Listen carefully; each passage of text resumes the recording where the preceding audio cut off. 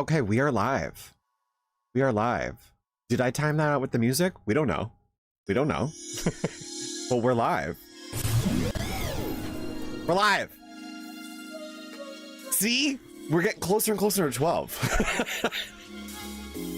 I have officially decided, because where I live, we're supposed to get snow tomorrow morning / afternoon. So I'm going to put up my Christmas tree tomorrow. Ness, welcome in. Good afternoon. Yeah, we're going to put up the Christmas tree tomorrow. I might stream it, I might not, but it will be up tomorrow. My pink Christmas tree will be up tomorrow. Because I have a lot of like, maybe I won't stream it because I have a lot of like delicate decorations, but it might be nice to stream. I don't know, I'll figure it out. Regardless, it will be here tomorrow in the background. Either I might put it over here because I'm sick of seeing this AC in the background. I don't mind the cat tree, even though he doesn't use it.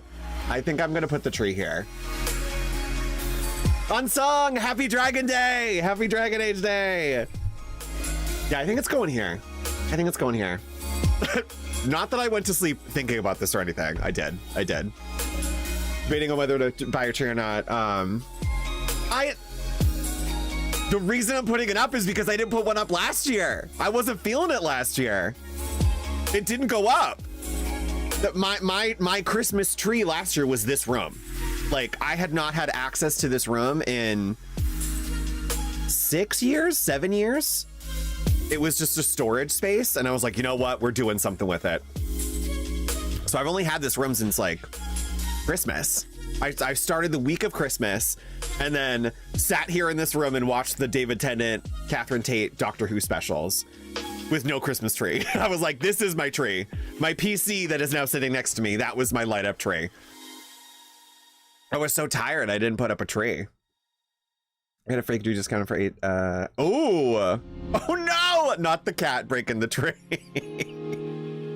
$18 off of 80 is crazy. That's a good deal.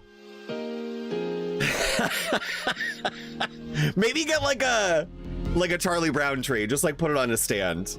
Yeah, he's gonna eat it. He goes through the tree too. That's why I don't think I'm gonna put it here, because this is his like climbing into where he's not supposed to be in the closet. So I think I'm gonna keep the cat tree there, because if I don't keep his pedestal, he gets mad even though he's not supposed to be using it. I think I'm gonna put it there, because it's a nice, it'll frame me nice. It's not about the tree, it's about me. I'm kidding, it's about the tree. I'm excited to see how it will look. And I'll probably do a video and like post it on Discord or show you guys, because I can't take my camera off of the stand to show you like the ornaments. So I'll definitely like post somewhere or on Instagram or something, because the ornaments are, and I can't take credit for those. My friend got them for me. She was like, be careful. And like I said, I already broke one, but it's fixed. So, but I didn't put, she gave me more last year and I was like, I didn't put the tree up. So there are new ornaments to contend with. There's like flamingos, jellyfish, lighthouse, turtle. I don't know why I needed to take inventory, but I just needed to go through the list. But they're nice. It's a glass jellyfish with like those the strands the cat will eat. So I always put the jellyfish up high. He doesn't eat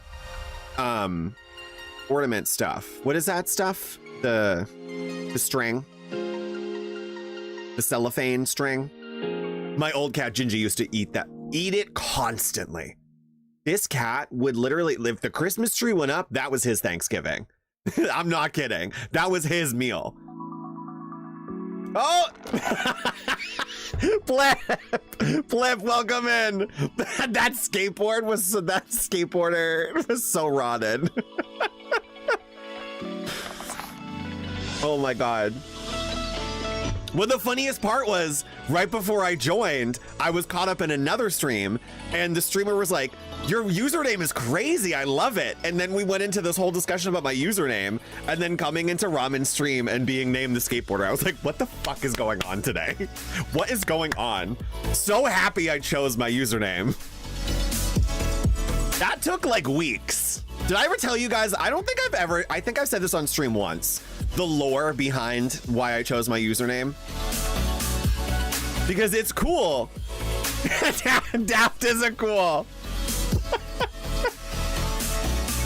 And it's cool because I like going into people's streams and sometimes they'll say daft, sometimes they'll say spellcaster, and I like both. Like one of my favorite streamers, Cheebs, who we rated last week, they call me spellcaster, and I was like, please never call me anything different because it makes me feel so special.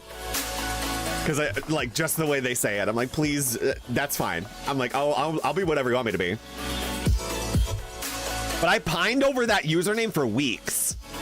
So to be called daft is like crazy to me now. And I'm so appreciative because we need the lore. Okay, so it was one of my favorite movies ever is, if Ramen was here, he'd be like, oh my God, we're enough. We know you love the movie. Tron Legacy. Tron Legacy, which came out in 2011. I actually think it was 2010. Let me double check. I think it was 2010. 2010. So I feel old. It's a 14-year-old movie. So Tron Legacy came out and I like appreciated Tron from afar, but I always loved Daft Punk and that music. And that's why. So there's a character in the movie Dragon Age, bye. There's a character in the movie Tron Legacy named Castor, spelled C-A-S-T-O-R. And it's Michael Sheen, who is a very prolific English actor. He was just in Good Omens. People would notice him from that with David Tennant.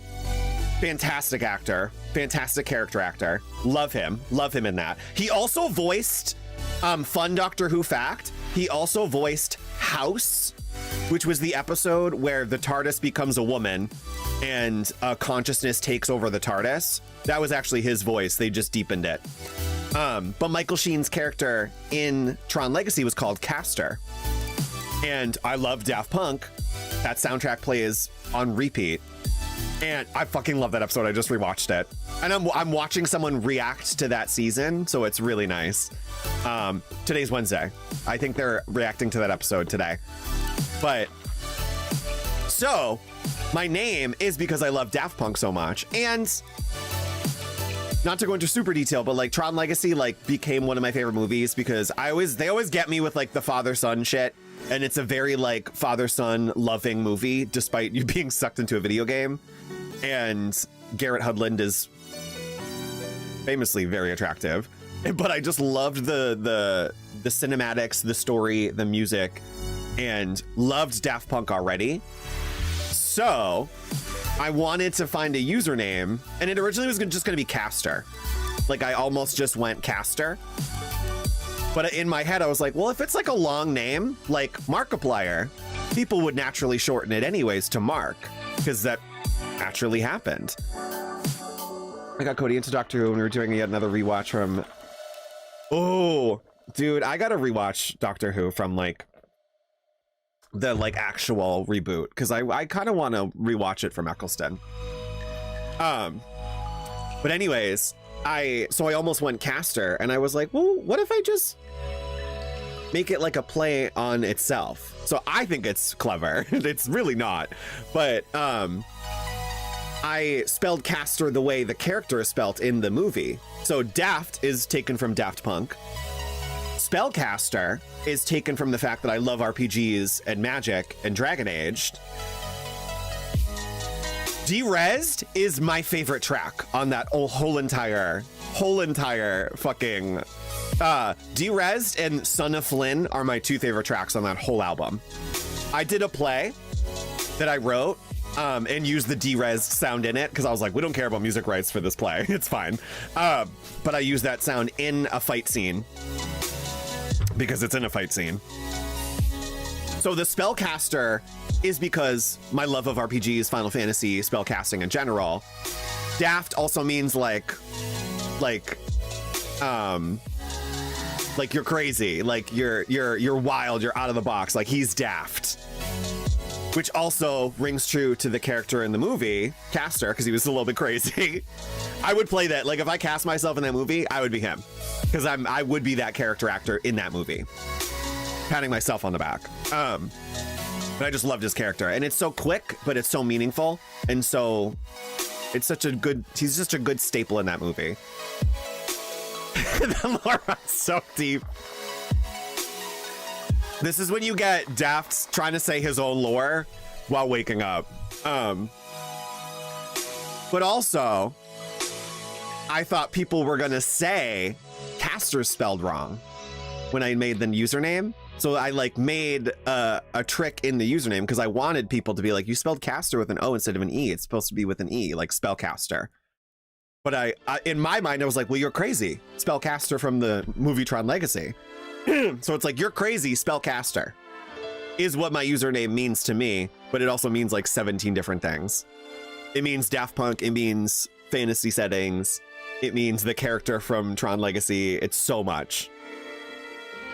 It's also a comeback when they're like, you spell caster wrong. You're Daft, spellcaster. So that was the lore. That is the lore. Not was the lore, is the lore. And it's so crazy that people call me Daft for short now, because I didn't even, like, that part didn't register in my brain, which makes me feel so nice because I always think of Daft Punk, who aren't around anymore, and it makes me sad. Like, that was one of the last things they did. And also, for Daft Punk fans, Alive, which is like a 2007 live album that they did at Coachella, I believe, is one of the best Daft Punk albums ever, in my opinion, because they remixed their first 3 albums into one live show. I played that so much. I know, dude, on song that would make my life. That fucking album, like, that was what like really sold me on them, because I already liked them. My dad had got me into them with the robot rock, all of their early stuff around the world. Obviously, like, we knew about growing up as like a millennial. Everyone like knew that music video. Robin certified album. I made him watch it because I was like, you need to watch this movie. You haven't watched it in forever. I sat him down. I was like, we're watching this. We actually watched that, God, beginning of this year, March. This year didn't happen. If they went on tour for that specific album, though, I would fucking die. I would ascend. I would fucking ascend into, like, I don't even know. Play me into the song. Like, use my spirit as more synth. Like, it was, that album is so good. But Alive and the Tron Legacy album is two of my favorite albums they've done. I know. When did they break up? Was it last year or the year before?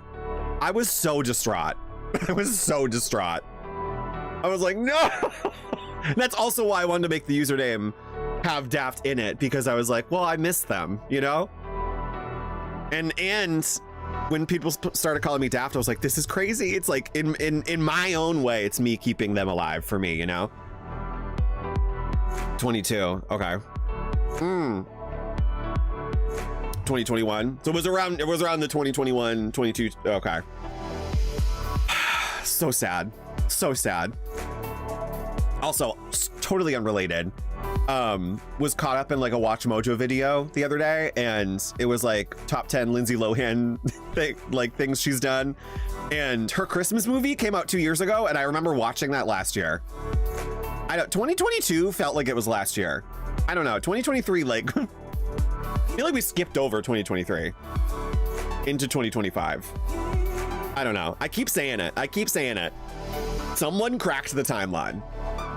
Someone stole that fucking dagger from the head temple in Prince of Persia, and we've been going back and going forward and rewinding ever since. Like, something is fractured. Time is moving at an accelerated rate, and I don't appreciate it. And it's not the fact that my mortality is, it's not me realizing my own mortality or me getting older. That can't be it. It's time. Because I'm like, is this how it just gets forever? I'm like, I feel like time didn't go this fast before. I do miss the 90s in the sense where the whole year felt like summer, if that makes sense. And it felt like we all had that like season 1 RuPaul filter on everything. Like a cellophane sheen on the world. Like we literally had rose tinted glasses in the 90s. I miss that, at least for outside. Not the social and political climate of the 90s, but like the outside. I miss the rose tinted. My sense of time is a complete mess. Honestly, well, I think like that is a big part of it, where I think we're all like, no matter how much we like to joke at it, I think people are still recovering from 2020. I know I am. I'm still recovering from fucking 2018. Like, it's been a whirlwind of a past couple years for me. It's my dad passed away in 2018, the beginning of 2018, and then dealt with that. So like had to grow up very fast. We're getting the full lore, I guess, today. Had to grow up very fast, very quick. Even I was already always like a very fast learner about everything, but I was like, I didn't want to learn about life this quick. 2018, that happened. Then we went into fucking COVID. So it was like, Jesus fucking Christ, everything's happening at once. The political climate. And then till now, it's like, oh, fucking crazy. So the past years have been, they've felt very quick and very slow. But ever since 2020, it's definitely warped the timeline. Someone's doing something. I feel like I've literally, speaking of Doctor Who, like I feel like I regenerated like 3 times since 2018, you know? Like I'm not the same person I was in 2018. I think if 2018 me met me now, they would be shocked. Like, shocked. In a good way, but like shocked. I mean, I didn't even start streaming until this year, you know? I started YouTube in February. So like even this feels like we've been doing this forever, but also not. It's crazy. It's like for someone to leave your life and then go into like the worst time. It was 2018 was so long ago. Yeah. No, Ness, I feel that. I know exactly what you're talking about. Yeah, you're just thrust into being an adult, and time becomes irrelevant too. Time like literally becomes irrelevant. And I also noticed I kind of like took over the role of my father for like my friends in a way. Whether I'd like to admit that, I think I just admitted it to myself right now. But in like varying degrees, I feel like I inherited traits from him that I didn't understand that were there, which is weird. Because it's like you become that vessel for your parent, you know? You become that vessel where it's like you wish you could have people experience your parent. That's why I talk about my dad all the time on stream, you know? Because you want to keep stories of people that you love alive, and not just parents, like brothers, sisters, friends, any pets that have passed. Like stories really do keep people alive. I mean, that's why I bought this shirt, Storyteller, this sweatshirt, because it's and I do theater, so it's a natural thing for me to want to embody someone, and who wouldn't you want to embody but the one person you loved, you know? So I like that I get to tell stories about him, and the voice and the mannerism that I say it really is him. Like when I was talking about Gingy the other day, and I wanted to name him Salem, but I spent the whole day calling him Gingy, and my dad went, "Too late, can't change the name now." Like he was just like this very funny, burly, bearded man that like he would say I was funny, but I was like, no, you don't understand the level of comedy that I inherited from you. You can't teach people. Like this man was just off the cuff, and that's the reason I can do that. And you can learn to do that, but I feel like that's the reason I can do that so well, because I was raised in that environment, you know? He always made people laugh with stories, so like that's what I always wanted to do, because I always enjoy making people laugh. Yeah, the mom of the group. Even if we don't even acknowledge, like, I probably would only notice it myself, but I mean, I've always been like the Pied Piper of the group too, whether I've admitted it or not. And not that I wanted to be, but and I appreciate that I am, you know, and I appreciate that. I always appreciate that people can flock around someone in a group and still have that group feel equal, you know?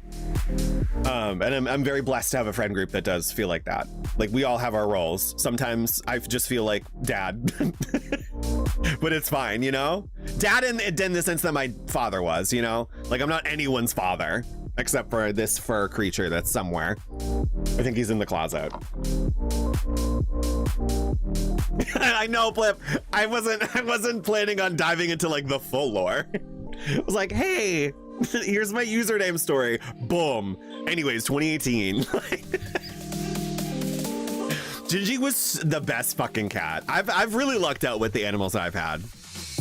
Dogs, not so much. And it wasn't the dog's fault. I don't think our family was equipped for dogs. Yeah, it's been crazy since 2018. So like, and to sum it all up, that may elicit a few tears. The ending of Tron Legacy. I won't ruin the movie, but there is like a big father-son moment. And it's like, it's one of those moments where I was like, it feels like, you know, when you watch something and you're like, that's my friend, that's my dad, that's my mom. There's one line that Jeff Bridges says in that fucking movie that I'm just like, that's my dad. So it, like, the name also means that, you know? I kind of in my head like saved him in that movie. So I saved him in the name too. For me, anyways. He would be like, people are calling you daft? What the fuck? Like, he would be like over the moon. That's the man who was playing that fucking around the world music video on repeat, because he did computer tech. So he would have like things that he would need to test. And he would have to pop in a DVD to like test the video of these computers. And one of the things that he would always put on was the fucking Daft Punk video. He also put on Three Stooges. I was like, okay, but that I didn't get into, but it was always fucking playing that. My father got me into the music that I listened to. Like, my father's music taste was like gay club music, house music, 90s pop. Like, the reason I like Annie Lennox, my father. The reason I love Kate Bush, my father. Tumultuous relationship too, because I did not like Kate Bush, and I'll tell you the reason why. I promise we will play this game. I promise. There was a giant poster of Kate Bush in my father's office. Giant. Like, when I say giant, it was the whole wall. Giant. He was obsessed with this woman.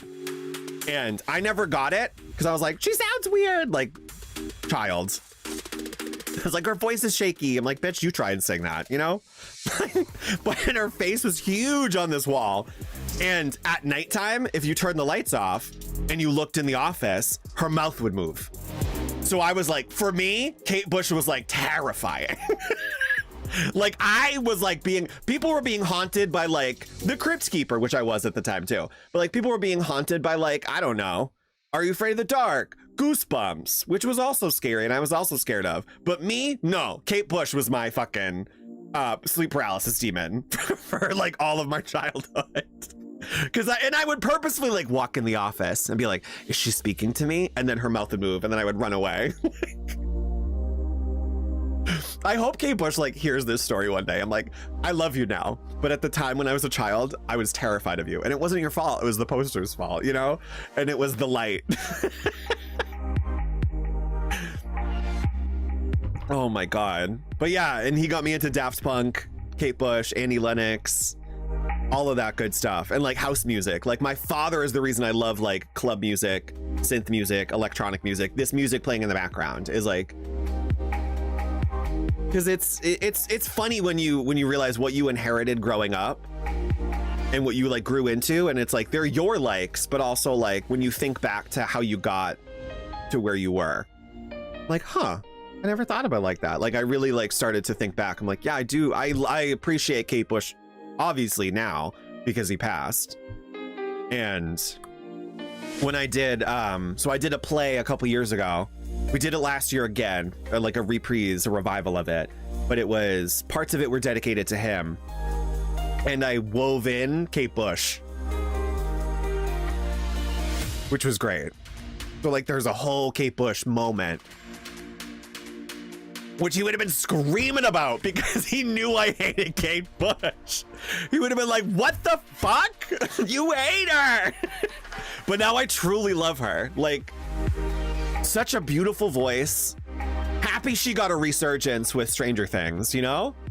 Like, that was it. It all happens at once. That's why sometimes I think time is a flat circle, not the earth. Time is a flat circle, because like things and people and like situations like come back around almost like they were intended to happen that way, you know? Like it was so funky. Because the first time we did that play, I think shortly after was the Stranger Things like resurgence. And then I guess I still haven't watched the gay pirate show. Our Flag Means Death. I know I need to. It got canceled because of course it did. Because they just always cancel really good TV, especially queer TV. This is just sad. But they used the song that I used of Kate Bush in that. So I know I need to see that because I'm like, oh God, I'll just cry.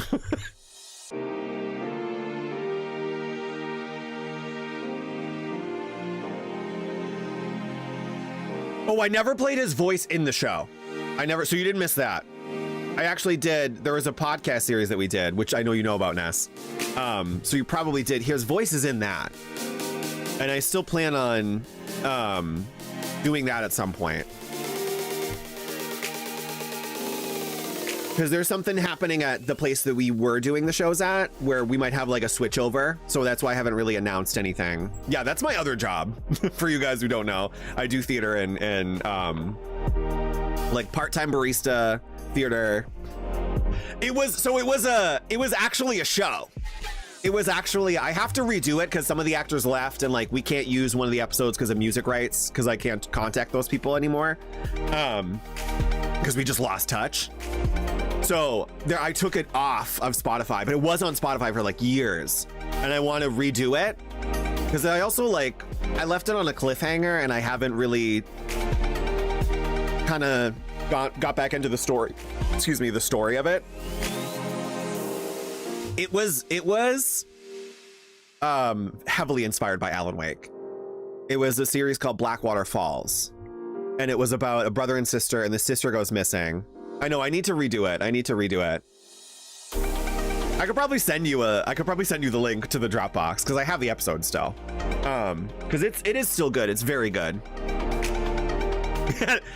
It's a writer, it's a brother and sister at the heart of the story.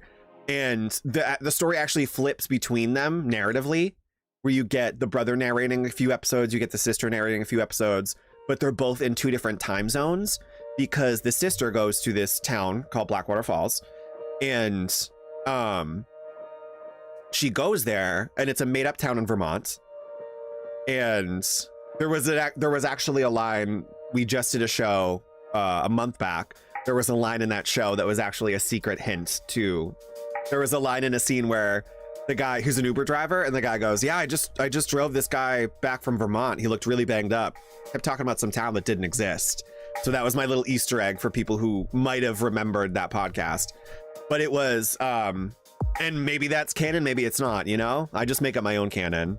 And you remember, I knew you were gonna get that. Some people laughed, and so one person came up to me and they were like, what was that? I'm like, that was why. I think people laughed not knowing, but they knew something was up. But it's a brother and sister at the heart of the story, like I said, and the sister goes to this town and she goes missing. So it's the brother gets a letter presumably from her, written with her initials, which are RIP, are her initials. I was very proud of that. First, middle, and last name. And he just goes to this town. And it's his story of like what happened with her. No one like remembers her, but there might be people who do. Like strange things start to happen. And the sister is a writer. So she was going on like a writer's vacation. So people just thought she was on break, and then tried to contact her and they couldn't contact her. Hired a detective, and then the detective went missing. And not just missing, like the detective's office was like blank, like no one existed there. It was very good. But it's one of those things, it's almost like lost media at this point, because like a lot of the actors, like when we did it, we recorded it in like 2018, like fresh 2018 into 2019. And like I had friends who were in a band at the time that they don't make music anymore, that there's a song of theirs in it, and like some of the actors have moved on to other projects. So like I always wanted to go back and revoice it, and we did do that. We re-released it because some of the actors left like to do other projects really quick, so I couldn't get them back to do other things. So like we re-released it with new voices, and then didn't really go anywhere with it, and then COVID happened, so that was just like indefinitely put on pause. And which we could have done a big thing with that, because that could have been really great, because we all just could have like sat and recorded stuff. I didn't even think of that at the time, but we were all just like in our own quarantine. Like COVID was a time of reflection, you know, it wasn't a time for doing stuff, at least for me. It was that was the first time I was like, I'm getting paid to stay home, what's going on? Like but it flips back between the brother and sister, and the sister is back in time, so you get to like fill in the blanks with the sister's narrative. And the brother and sister meet the same characters but in different times, so you get to see the past and present versions of those characters. I did put my father in it though. There's a character whose dad passes away in the thing, and it is my father's voice, and it's the goofiest voicemail about him telling me to put the turkey back. He threw the turkey out of the fridge. No, he threw the turkey out because I left it out of the fridge and it was gonna go bad. But he keeps saying in the voicemail, like, I forgot to talk to you last night, and then he ends it with like, I love you, I'll see you later. So it was like, and coming back to Doctor Who, my favorite episode was River Song, the first time Alex Kingston shows up in the show. And my father was obsessed with Alex Kingston. I didn't even know who she was. He was like, oh, she was in this famous movie where she plays like an English prostitute, but she like narrates the whole thing and talks to the camera. And I still haven't watched it. And I guess it's based on a historical person, but he like knew her from like back in the 90s. So he was like, oh my God, I'm so excited to see her like on something. And I fell in love with her character. And there's a moment in it where like someone is saved in this like kind of like USB drive, like a piece of their voice is saved. So it's almost like a piece of their soul is saved. So I had that in mind when I did the podcast, because I was like, well, that's my little sonic screwdriver saving of him, you know, saved his voice in something. So that's why I like never like quit on that. Like it's a project that went by. I really want to redo it. We were gonna do like a live version soon, but something's happening with the venue that we're doing shows at, and there might be like a turnover happening. So we have to figure some stuff out. So we might be there longer, we might not be. So I have to figure that out. This whole month has been like a whirlwind. This past 2 weeks into this month have been like crazy. So, but I want to do that podcast again. That I can always do on my time. I just have to figure it out. Because I loved it. It really did feel like a communal group project. And then what we made was great. Like what we made was truly great. And it had some of this music. Like it had like that electronic synth background. Like I really wanted to make it feel like it was Alan Wake 80s Twin Peaks vibe, which I never fully watched Twin Peaks, but like definitely that vibe. Silent Hill. I don't want to give away too much. Yeah, Plip, I can send you that link to the because it's not something I would release like publicly until we redo it. But it was one of my favorite things. And I love that story. And I feel like I just need to sit down with it one day and like re-listen to everything and just get back into it. Because I left it on a cliffhanger, and I had so many different variations on where to go with the story. And I'm interested to see what like me, like now Daft would do with the story. because I think different storylines would happen, you know? Like I'm again, the story was cliffhanged in 2019. So like I've had 5 years of growth and writing experience, even if it's just me rewriting and writing my own stuff, but like 5 years of that and 5 years of consuming media and video games and so much inspiration. And I told myself I wouldn't play Alan Wake 2 before I finished it, but we're definitely probably going to play Alan Wake 2 hopefully soon. I was also in another stream yesterday. This stream popped up for me last night, and when I tell you this person just like appeared out of nowhere, I was like going through my For You page, just hopped into the stream, and then they asked me about my name, and then they were just saying they were going to start streaming Alan Wake. There was something else that they were doing, and I was like, what the fuck? Like, the universe just, I feel like, sends you people, even streamers, like when you need them. It's fucking crazy. I was like, what is going on?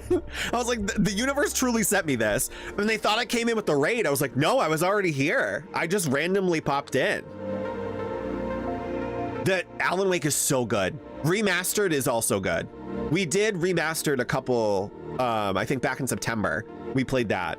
And I left it on a cliffhanger then because I wanted to play American Nightmare and then watch. I mean, we could play it in sequence, because the thing is, I don't want to rush it. And my experience was I played Alan Wake. Like, you guys, I was obsessed. I played Alan Wake.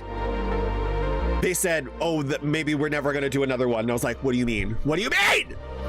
Then American Nightmare came out, and I was like, okay. Which was like kind of a sequel. People like to not say it's a sequel. It's a fucking sequel. It's a like an interim sequel. You have to play it to understand what's going on. It's like Chain of Memories in Kingdom Hearts. People are like, you don't have to play it. Bitch, you have to play it. You have to play it to know what's going on. I'm like, Sora wakes up in a pod. If you didn't play the fucking interim game, what's going on? Like, people really said that back in the day. They were like, yeah, you don't need to play Chain of Memories. I was like, who's nominated? Yes, you do. What do you mean? So American Nightmare is like Chain of Memories for Alan Wake. Then nothing for what, 13 years? Quantum Break came out. They did a TV spot that's like hidden in the game. There's also a board. The first setting of the game is at a college. There's a whiteboard or chalkboard or something where they had written the entire storyline for Alan Wake as an Easter egg. I was like, that first scene in Hocus Pocus where she's sucking the life out of the kid, I was like, give it to me. Like, I'm obsessed. What the fuck? Alan Wake mentioned? What? And then, because it's all by Remedy. Quantum Break happened, beat that, loved that. Control came out. Didn't play, I played Control, I was like, I don't know how I feel about this. Then, found out there was an Alan Wake Easter egg in Control. And they came out with DLC that tied Alan Wake into Control. And I was like, bitch. So then I downloaded Control again, beat the whole thing, played the DLC, loved it, loved Control, loved Pink, loved Control, played that, then I bought Alan Wake 2 when it came out. So I've like played Alan Wake's like interim appearances. So I kind of wanted to do that before we got into the second one. But we also could watch it like a movie and then just jump into the second one. I don't know. I'm fucking weird when it comes to video games. Like, I want you guys to have the same experience I did. But sometimes people don't want that. Because I also like to keep things brief. But at the same time, I'm like, I loved going into those games and getting the Alan Wake, like, tidbits. Okay, good. That makes me feel better. Because I would love to play Quantum Break. That fucking game is crazy. It's all about time travel. And, like, slowing down time. We'll have to hook on my Xbox, but I would love to play that. Closest game I played that gave me the same feeling as Twin Peaks. Yeah, and I never finished Twin Peaks. I only watched a few episodes. I definitely need to like dive back into that because it's Twin Peaks for me at least, and this is not to discredit the show. It's on the line of like losing my interest. It's on the line of like, I'm not a big Stanley Kubrick kind of person. Where if it gets like too, I don't know what the word is to use, but if it gets too like what the fuck is happening, it loses me. Because it was so abstract. It was like, it got to the point for Twin Peaks where like it was already so abstract. I was like, what's going on? But also maybe it wasn't the right time for me to watch the show. So I always like to think about it that way. Like maybe it wasn't the right time. Yeah, surreal. It got too surreal and abstract for me. But also I like writing that stuff, so I fully understand it. The Shining is not one of my favorites. I just thought of The Shining too. I watched that for the first time a couple years ago and I was like, that's it? But that's just my, it's not that the movie was bad, I just didn't like it. People said I would like Dr. Sleep though, which I haven't watched. But yeah, I would love to go through, because we played Alan Wake, I would love to play American Nightmare and then play Quantum Break, Control, then Alan Wake 2. That would be crazy. Because I would love that. Control is great, and they're all in the same universe. That's why, that's the shit I love. And that's the shit I love to do with my own stuff. I love to, like, even if it's just one line, connect that universe. Like everything I've written is in my mind connected. From the podcast to like the shows I've done, or everything is connected. One of my ultimate comfy shows, season 3 is so good, but it's not amazing. Season 3 was like the one they rebooted like 20 years later, right? I gotta watch it. I didn't know what's his face was like famous from that show. The oh my god, what's the actor's name that plays the main guy? Because the first thing I've seen him in was Desperate Housewives. He played Bree's husband, well, new husband. Spoiler: the first one I think dies in the season 1. I think he gets a heart attack and dies. It was very dramatic. I was obsessed with that show. That was my guilty pleasure in early mid 2000s. I got an iPod video, and the first show I bought with my season pass that came with it, Desperate Housewives season 1. Yay. But it was so good. The drama, I was obsessed with it. Oh yes, Kyle MacLachlan. Yep. Yeah, I didn't know he was from that. I loved him on Desperate Housewives. Gearing up to let me know. Dude, it's so good. It's so good. Portlandia. Oh my god, Portlandia. That was good. That was good. That was good. I love Portlandia. Oh man, I could talk about this stuff forever. Yeah, I think maybe we'll do that, because you guys, I love Quantum Break. American Nightmare is good. I just want to play it for the more Alan Wake story. Quantum Break was so good, and you get what's his face, Iceman, Bobby from X-Men. Why can't I never remember that? Sean Ashmore.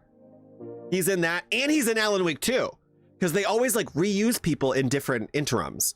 So like the chick that was the police officer in Quantum Break was also in Control as the main character, but different face, because they didn't use her real face in Quantum Break, I think, or they updated her face in Control. One of those things is correct. But they like to reuse people and voices and stuff. Because fun fact about Control, Dr. Darling is the voice of Alan Wake and the actual actor that does the voice, not the motion capture. So Alan Wake, the character himself, there's I believe he's like Polish, has like a physical actor, has like a body actor, and then his voice is another actor. So the voice actor was physically and voicing Dr. Darling in Control. So Alan Wake is played by two different people. He has a body and the voice. I was mind blown when I found that out. Because I was like, oh, they brought back Alan Wake's voice for this. And I was like, wait, no, that's the guy. Like, that's really the voice actor. He plays Dr. Darling in that game. Love the last name Darling too. Always a good time. Okay, speaking of games, should we jump into this? I feel bad. I feel bad we really went into the lore. We really dived in. This was Daft lore stream. Unsung, you start Happy Dragon Age Day. This was Happy Dragon Age. Just kidding. Daft is gonna drop 50 minutes of lore day. The tree's going up tomorrow. The tree has to go up. Good, good. I know you guys are. I always feel guilty for talking. This is like what we do. This is classic theater me too. We spend like fucking an hour after the show, just like in a coven circle in the parking lot, being like, should we go? And then don't go. Big fan. Good. I'm like, am I done? Was there anything else to say? Yeah, I think Quantum Break is one of my favorite games too. So I would love to do that. I would love to play that. And that inspired me too. So it's like a lot of that inspired me because I played all of those minus Control before I wrote that podcast. So it was like based on Alan Wake, but also like had all of this other stuff. Like I couldn't write some of the stuff that I've written if I think people are always inspired by the things that they read and see and experience, and like video games are a big inspiration for me, so that always comes through in my writing, whether I realize it or not at the time, because that's the cool thing about writing. Like and I've been lucky enough to do shows, and when I write anything, I always joke, and this is real though, when I write anything I feel like I black out, and it's much like when I used to be on stage. I just kind of black out as me and the character takes over. And I used to always tell this story where people think I'm crazy, but some people understand, because I always loved being on stage. And there was this thing I would do where the best way I can describe it is that, let me take these two versions of Cloud. You have the Cloud in a dress and then the OG Cloud. When I was the character, like, so when you walk on stage, you're clearly still you, but you're also playing a character. So what I would do to make it more real to me was, number one, I usually wear glasses, would take the glasses off because I can't see far away. So it would immediately create a barrier between me and the audience. So it helps me get more into character because then I'm not looking at faces, I'm not seeing anyone's eyes. And it kind of like cuts you off and internalizes you in a way, at least for me, because I got into character acting. And well, people like to say I was a character actor. I just think I was acting. But I would do this thing where the character in my head, you have to know the lines, you have to be confident in the character, but I would kind of like check in. So this is me, this is the character. I would like check in before we went on stage, and then I would just kind of do this shift in my mind and like put myself in the back. And I would like check in at various points, being like, am I in the right spot? Is this happening? What's going on? Like me would be observing, but also the character would be observing. So it would kind of be like this like weird in tandem experience, but I would like put my personality in the back, if you will. I don't know if that made sense, but that was how I like approached acting. And there were times where I was on stage and like both of myselves had to be very active, because you don't want to be yourself on stage, but there's a reason you were cast as that character, because it's a part of you.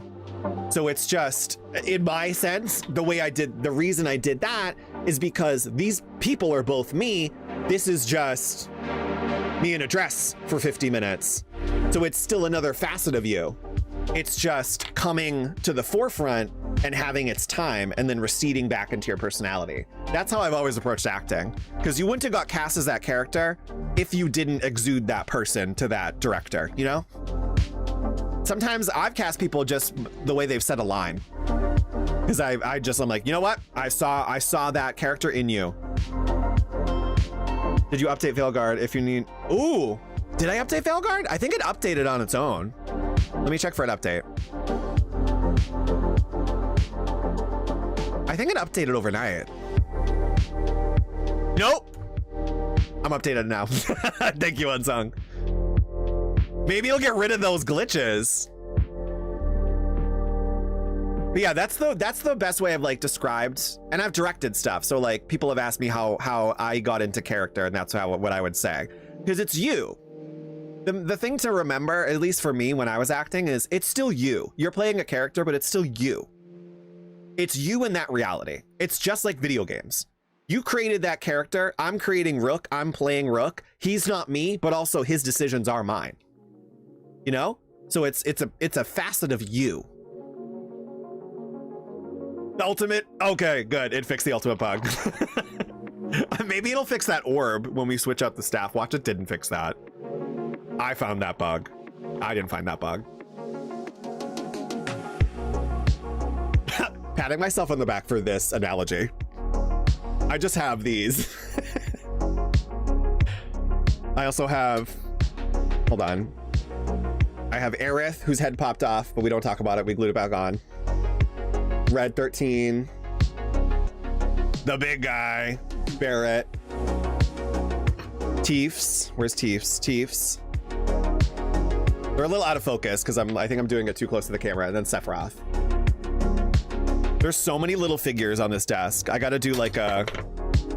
God, they're falling. I gotta do like a streamer desk tour. I also have... and... Oh, I didn't take him out of the box yet. I have Tron, too. I also have Todoroki from fucking My Hero Academia on like a stand. Wait, I have one more. Kakashi's like hidden. Then I have this. He's like, I had to super glue him, so don't... his foot's having a situation. But he's like holding lightning. And then I have my most favorite thing. Someone made this for me for my birthday. One of my friends made this for me. This is like one of my favorite things ever. It's a Bellsprout in a pot. Like handcrafted. There's a fucking, like I cracked it the other day and I'm so mad. It fell. But like Bellsprout. Bellsprout. Is this gonna, it's too close. Bellsprout. So many things on my desk. Right? I love it. I love it so much. And it says like Bellsprout number 69, which is very funny. 69 Bellsprout, and then it's like Sproutline on the bottom. It's so cute. It's so cute. Handcrafted Bellsprout. One of the like the best gifts I've ever gotten. Not to diminish anyone else's gift. That's for me, that's just like one of my favorite gifts I've ever gotten. Because I wasn't expecting it, you know? It's always the ones you don't expect. I have fucking tarot cards on here. Like, there's so much on this desk. My crocheted turtle.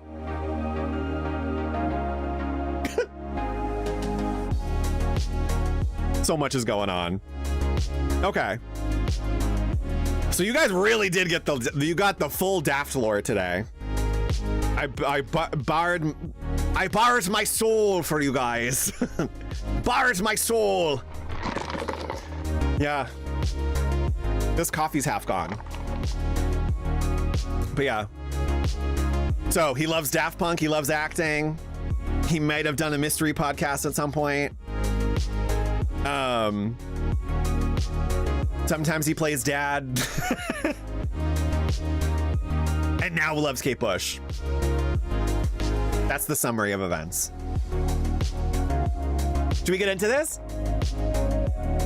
No, it did update. It did update. Update? Right? Hello? Oh, okay. Oh, it didn't install yet. Hold on. Now it's updating. I'm so happy we live in this world now, you guys, where like updates take like 5 minutes.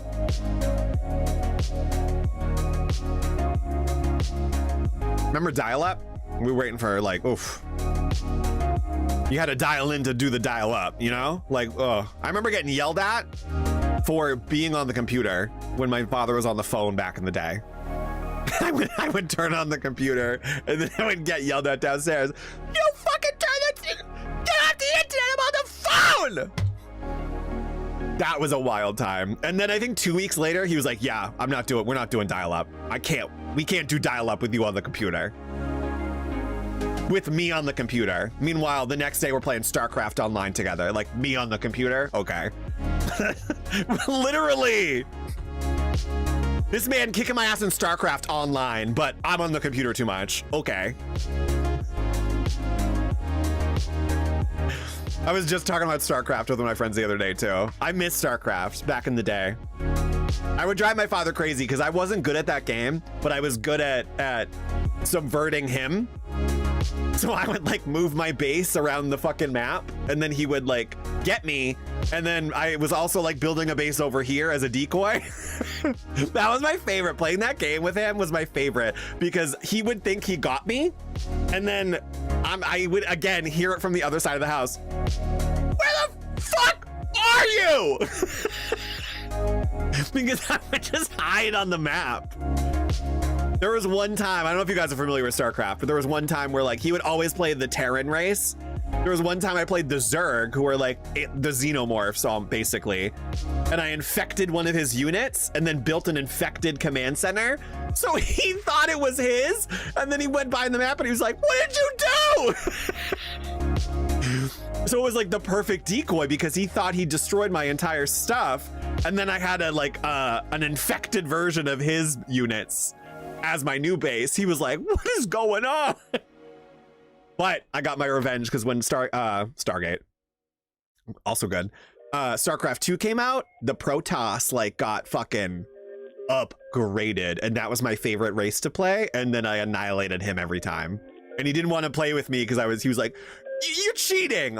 This is the man that would come in with like a battalion of like 12 wraiths cloaked, 4 battle cruisers ready with like cannons, and then drop a nuke on my base, complaining I was too good at the game just because the Protoss got like a slight power upgrade. I was like, no, you're just mad that it all got reversed. You're mad you're losing now. They did power creep though. The Protoss were kind of crazy. I don't know if they updated it. Like they did need to be nerfed because it was a little, but I took full advantage, you know? I also destroyed his battle cruisers, and that was like, oof. That was like ripping down the Kate Bush poster for him, you know? Like, that was earth shattering, space shattering, honestly. Okay. Speaking of shattering, let's shatter. That wasn't a joke. I was like, let's shatter this screen into the game. What? That didn't make sense. We're not getting comedy today. Let's transition into the game is what I was trying to say, but like a funny way. It didn't land. Okay, so let's dial up into the game. That was good.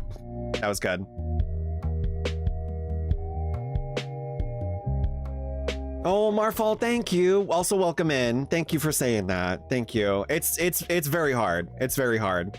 And like my situation is not your situation, but it's always nice when people share their stories, I think. And it's like I said before, it's a way to keep people alive. And whenever you hear like just reading that, I'm like, okay. Like you meet people in grief that inspire you, and that makes me feel good that you said that. I think grief brings people together in ways that other things don't, even if you don't know it at the time. It's hard, and I think it's hard when you lose a parent no matter what, but it's very hard when you lose a parent in your adult life because they're supposed to be your adult. You tried, and that's all we asked. Thank you. Tried the joke, didn't work out. Switched my runes. We tried something new and it didn't work out, and that's okay. Hello, Mikey. Welcome in. Yeah, it's tough. It's tough at any age when you lose anyone. But it's like obviously went through a lot, but you learn, you grow, and it's easier to talk about now. So, I mean, streaming helps me talking about anything. Thank you. Oh, please lurk away. I hope you're having a good afternoon too. Thank you for coming in. Having a good afternoon. We just dropped some main character lore for me. We haven't even got into the game yet. We're just about to. Yeah, I always like telling stories. I mean, I like telling stories about my cat. Like Gingy the other day when we were telling old pet stories and new pet stories. And like I've lost people, like I lost my grandfather, but I never had like a connection with him. Oh, Gotham City, thank you for the raid. Welcome in. We haven't even got into the game yet. We're just about to get into this game. I promise we're playing Dragon Age. And this man better kiss me today. I swear to God. Better kiss me. And thank you for following. Thank you for following. Where were you guys playing? Where are you coming from?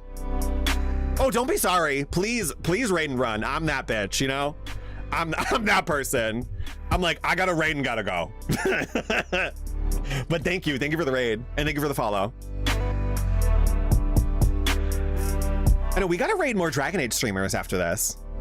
I'm so happy this game is getting the love it's getting. That's why I like to bring it full circle and to get into this game finally. That's why when we ended stream yesterday with, trying not to spoil it, but you guys are here. Tasha's mom, the scene with Tasha's mom last stream, that fucking got to me. And when I said, like, when you were a parent, you do anything for your kid, like, that's how I was raised. So like, I know what, like, I have my cat. It's not the same. It's not the same as a real child, but it is for me for now. If I had a real kid, everything would be dialed up. Like, I would sacrifice everything for that kid, because that's how I was raised. And there's a line in Tron Legacy where, I will say the line, it's the line in the last like seconds of the movie where Jeff Bridges' like clone character asks him why he did everything he did for Sam. And he goes, because he's my kid, he's my son. Because like the programming didn't understand why he went above and beyond for Sam. And Jeff Bridges just goes, because he's my kid, because that's my son. And like, that's how I was raised. So that fucking scene last night hit me. I like ended stream and like, just like sat here for 5 minutes and was like, whoa, that scene was a lot. And I'm like, stop killing parents in video games, please. I mean, my favorite movie growing up was at the time growing up was Lion King. And I was like, hope that doesn't happen one day. And I was like, bitch, my life is Lion King. You know, my dad's in the sky. I don't have an evil uncle, which I wish I did, you know?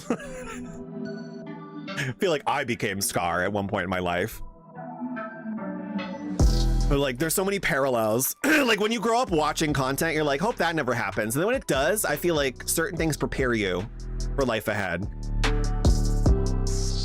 Like I was in a show, I was in, infamously in theater, you're not supposed to say the show's name, but I was in Macbeth, the Scottish play. And we had this like workshop situation one day, and the person doing the workshop was actually like writing down things we were saying and like making a poem. It was like a speech and movement kind of thing. I don't know. It was very like earthy, crunchy, like workshop situation to like help us like get a more like concise feeling of a cast, which did help. But she was like, what is one thing you can't live without? And of course, my 2010 very immature self was, I can't live without my dad. And she wrote that down and it hit me. And I remember being so offended that was written down. But now, flash forward to the first play I ever like wrote and dedicated to him. I put that line in there. In the character, in the play, the character's father passes away. Because I had written the play and then I rewrote it in a month because I was like, nope, I need to put in like real life stuff that happened. Even if people don't know, it still needs to be in here. And I wrote in a line where he's like giving a eulogy for his father. So I actually wrote, crazy, but I never had a service for my father because I just didn't want to, I couldn't do it, you know? And it wasn't not that I didn't want to honor him, I just couldn't do it.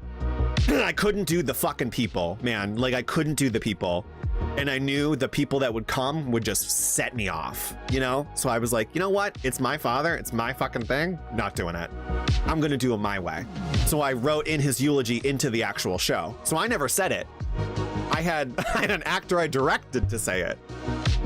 And people saw that show not even knowing that was what I wrote in there, written in there. But I used that line that woman said when we had that workshop. When she read aloud that poem, she said, I can never live without my dad. And I remember I wrote that into the eulogy and I said, one time I said I could never live without my dad. And now I couldn't imagine life without my dad was the actual line. And now I don't have to, was what I like completed the circuit. Oh my God, we're gonna get emotional again. So that's why I love art. That's why I love video games. Like, there's so much, like, so much helps you with grief that you don't even know about, you know? And now I don't have to. Now I'm a cat dad. And sometimes I just feel like people's dad. So yeah, that quest last night hit me. Tasha's mom, so. Okay, let's get into this. Let's get into this game. Okay, we're doing it. I swear. Is the song gonna end? Because I want to, hold on. Can I time it out with the song? We're getting into this game.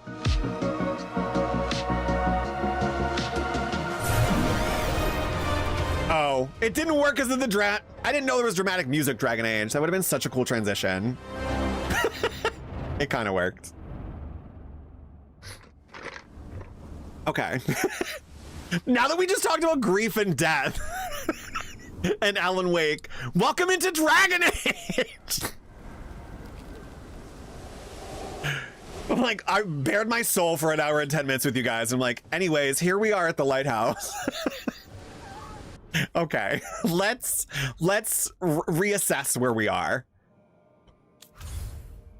Lucanus has still not kissed us. I don't know what I did wrong. I should get a kiss after the lore expansion that just happened. So I need a kiss. I think it's probably tied with this quest because we do have a Treviso quest. So I feel like maybe he's like, I can't kiss you until you save my city, you know? Like it's one of those things. I mean, I would be the same way. You can't kiss me until you save my city. So we have that, and then we have a bunch of companion stuff. I believe this is the end of Balara's companion quest, potentially. This is a big Davrin quest. Emmrich quest, big. Arding has an outing. And then Neve also has a big quest. I kind of don't want to do the story yet. So let's do one of these companion quests. What do you guys think we should do? Balara? Davrin? So do we want brother trauma? Darkspawn trauma? The inevitability of death trauma? Maybe just revisiting Harding's trauma. Possible mystery? With probably trauma? But maybe more of a light? Watch it be so dark. What do you guys think? So we have 5 choices. Neve, Harding, Emmrich, Davrin, Balara.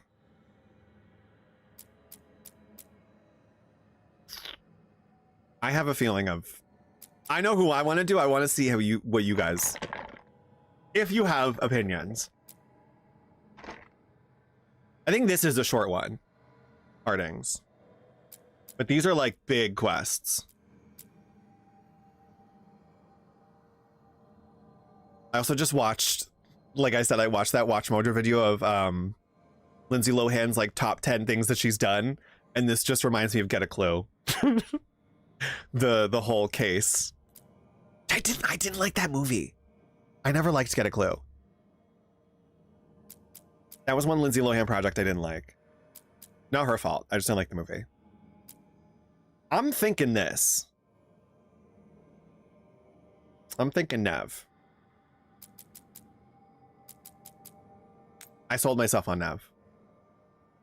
She's our Lindsay Lohan. We got to Get a Clue. I think we should start the stream with a nice case. Solving a case.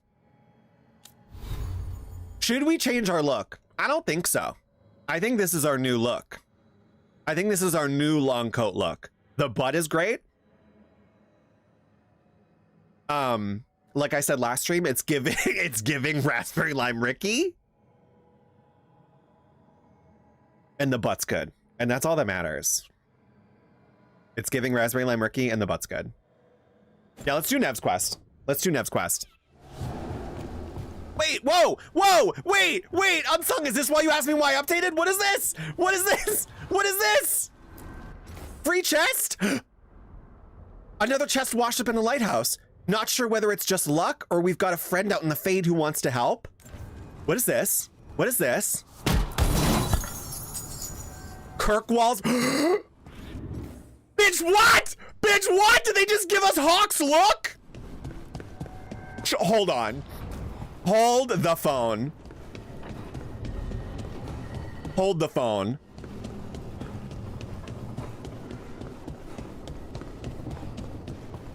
We gotta see this. We gotta see this. No, common appearance. Where'd it go? Where'd it go? Where'd it go? Bitch, what?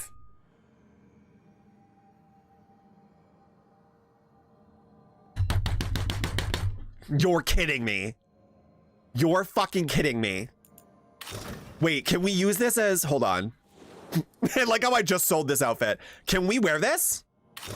We're wearing this. We're wearing this. Okay, right? Okay, we're wearing this. We're solving the cases, Hawk.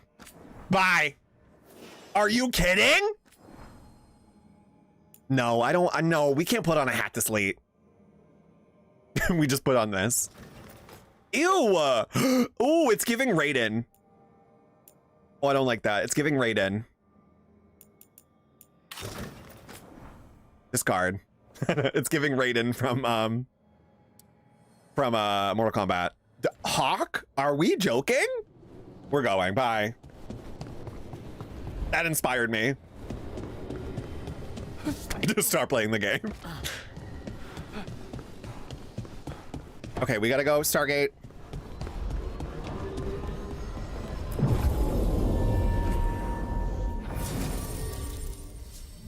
Okay. So we obviously have to bring Neve.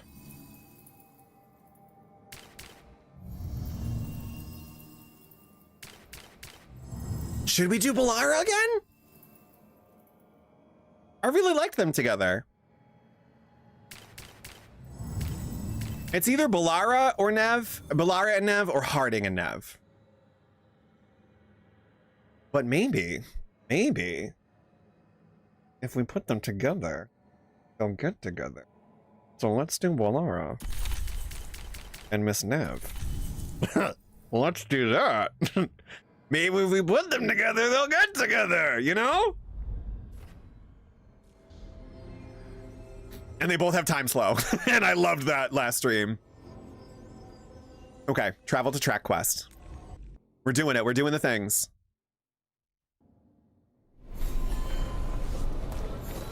Fucking Kirkswall finest. Get out of here. Also, this not Treviso. Oh God, don't say that here. Minrathos does give Kirkwall. So this stylistically fits. Like that's what it just hit me wearing this. Like this does remind me of Kirkwall. And also, I don't know about you guys. I know it was very repetitive, but I liked that we were like trapped in the city for the whole game. Like we had like some variations of areas, but I liked that we were kind of trapped and it felt claustrophobic.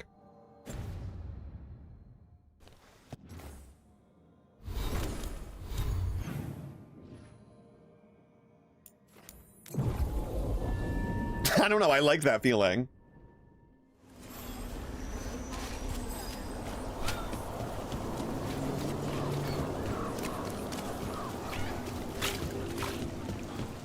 Meeting at the Cobbled Swamp.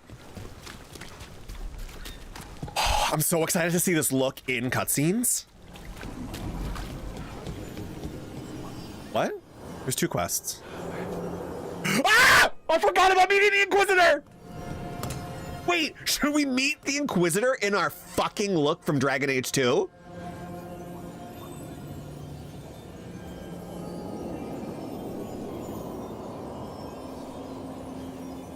I kind of want to do it. I'm saving. I know this is main quest, but I'm saving. I gotta hear this deep-voiced man, dude. I love the Inquisitor. I did my best The only thing that's different is my Inquisitor in Inquisition had a little bit of a longer face and he had more of a teal skin tone. But hearing this man's voice brought me back. We're doing it. We're doing it. Nev, we're gonna get to you. I'm so sorry. The outfit. A request to return to the Cobbled Swan leads to learning more about Solas's relationship with the Inquisition. I also hope Miss Claudia Black makes an appearance, because last time Morrigan and the Inquisitor showed up. We're doing it.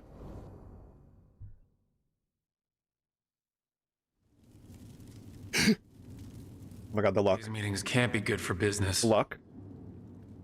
I'm here, Inquisitor. Oh! So creepy, what?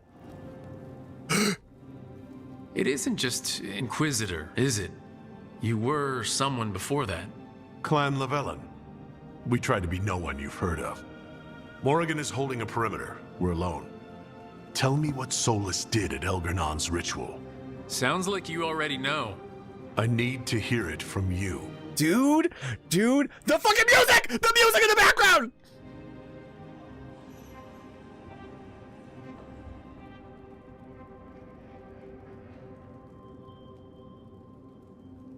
Of course it got low. It's like the menu music. This brings me back, dude.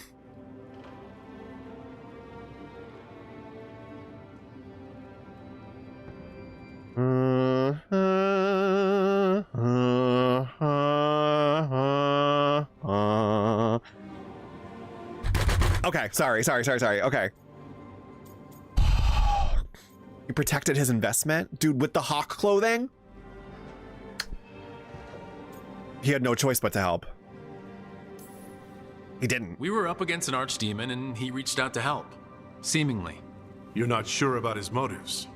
Could be genuine, could be self-interest. He'd have been screwed too if we didn't make it. He's never clear. But he's always thinking about where it ends. How many of his names do you know? God of Lies, Dreadwolf, Fen-Harel. They're titles he earned from enemies, followers, and fractured history.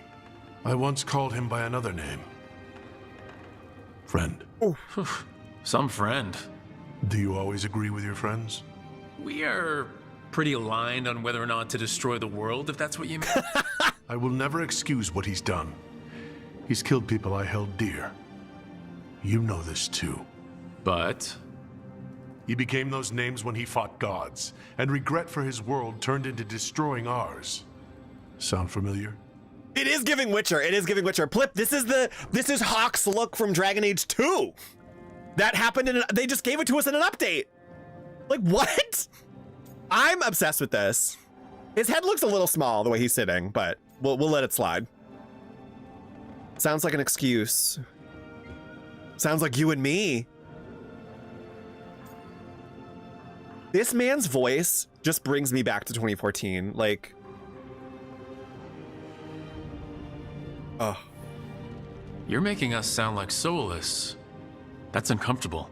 We are not like our enemy. They're making us do this. Simple as one of Varric's morals. Don't become what you hate. Or trapped by what we've lost. Also one of his.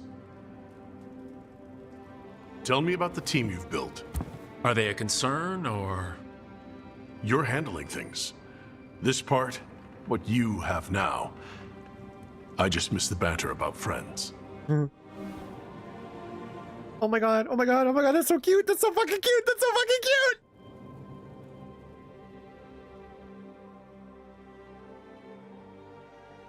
I just missed the banter about friends. Shut the fuck up. That was it? Bitch, no, I wanted more. No. What? That was it? No.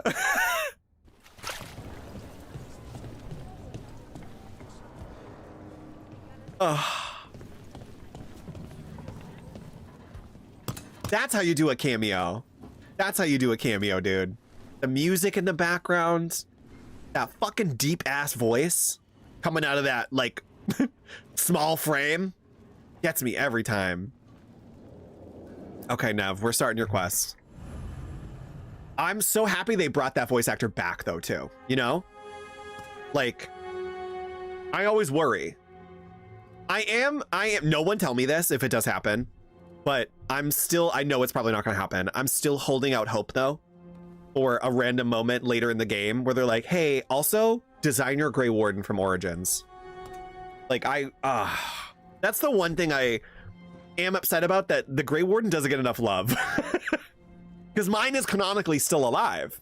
Mine had a kid with Morrigan, Claudia Black. Hello. Obviously was going to choose that option. So they're still alive and we don't see them. Like, we've never seen them in person. Also another elf mage. Gotta represent. Hawk is also still alive. That was a big choice in Inquisition where you had, spoiler, you had a choice where either to save one of the Grey Wardens or Hawk. And I was like, what are we doing? I'm saving Hawk. Are you kidding me? I just experienced this game with this man. I'm not gonna kill him. But that was crazy that you could do that. And depending on your choices, the Grey Warden also changed. I forget the guy's name that I had, but if you had chosen different options in Origins, you would have low gain in that option too, which was mind-blowing to me. I didn't know that until like a couple years after. Okay, Aelia has taken Docktown's people. She plans to increase her blood magic, but Neve knows where Aelia's hiding. Time to meet face to face.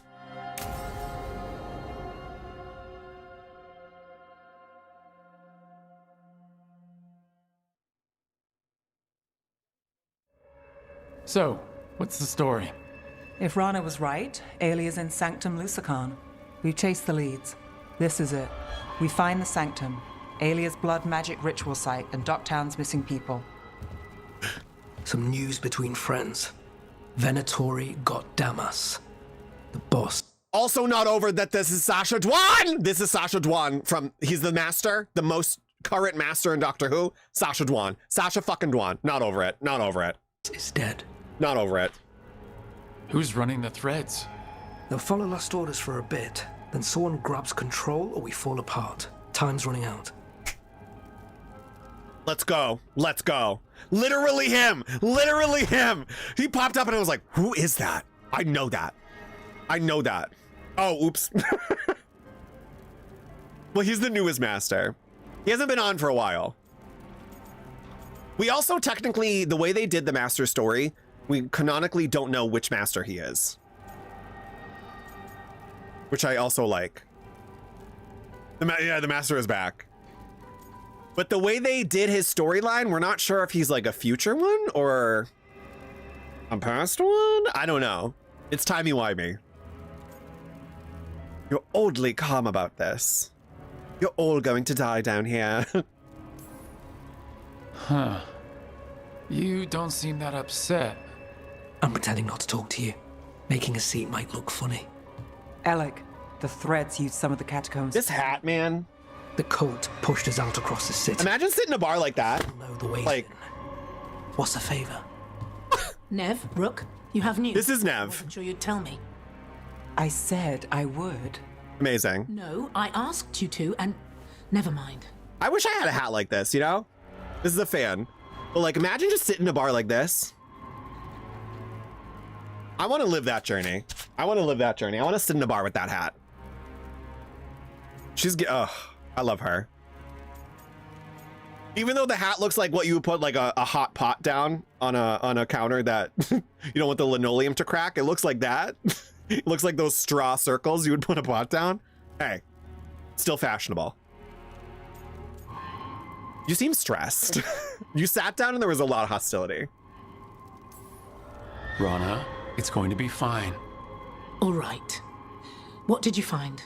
Sanctum Lucican is underground, in a lost stretch of catacombs near the Thread Market. Good.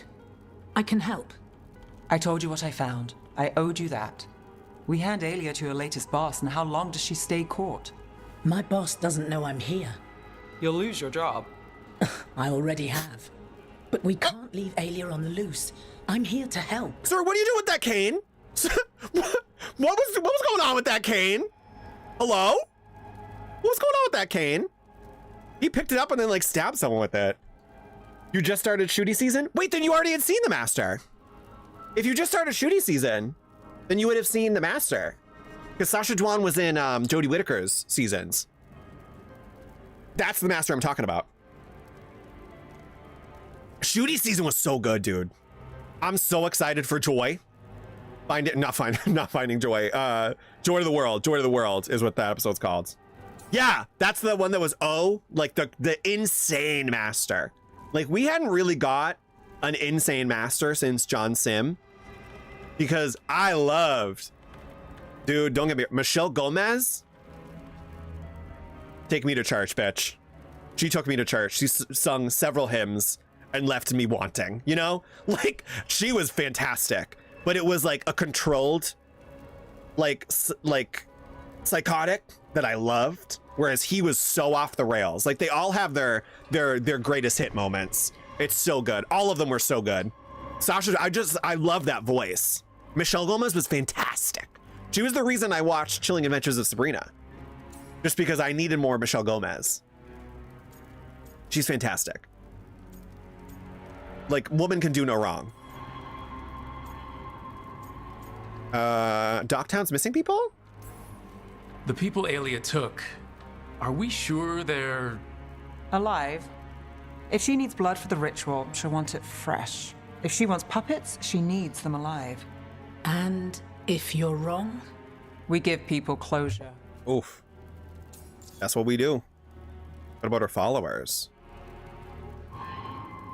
Alia's in the city going like, you guys hit that follow button, and if you don't want ads, please consider subscribing. Like, she's trying to do blood magic on Twitch. Girl, what's going on? Aelia has followers throughout the city. What should we expect? Her most loyal will be in the Sanctum. There will be a lot of them. You're up for a fight, right? Everyone's like, Aelia, I think that violates Twitch's terms of service, but okay. You do you, girl. When will the ritual start? When will Aelia start the ritual? How do we know she hasn't already? We don't. But I know her. If she was done, she'd have made her next move. A complex ritual takes resources, supplies. Aelia's war with the thread slowed her down, but time's short. Tick-tock. Tick-tock goes the clock. Don't say that, Sasha Dwan! Please say that. All right, let's go. Now? I need time to... Give Aelia time to know we're moving, and we're dead. Yeah. The job's simple. We enter the Sanctum, get to the ritual site, and hit Aelia by surprise. Can you get in without the cult noticing? If we can get into the catacombs, we can get in. Too reckless. I'll catch up. Not alone. You'll get yourself killed. I'll send someone for you. I'll set a man at the market to get you inside. Just make the cult bleed.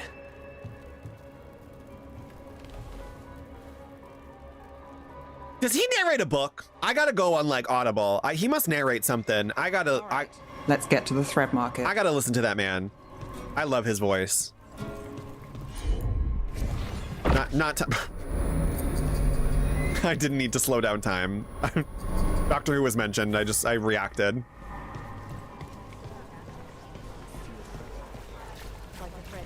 Okay, let's go, Kirkwall. Where we going? And their rates. You guys, I love this game. It feels like we're playing a TV show. Like, that's why I love this.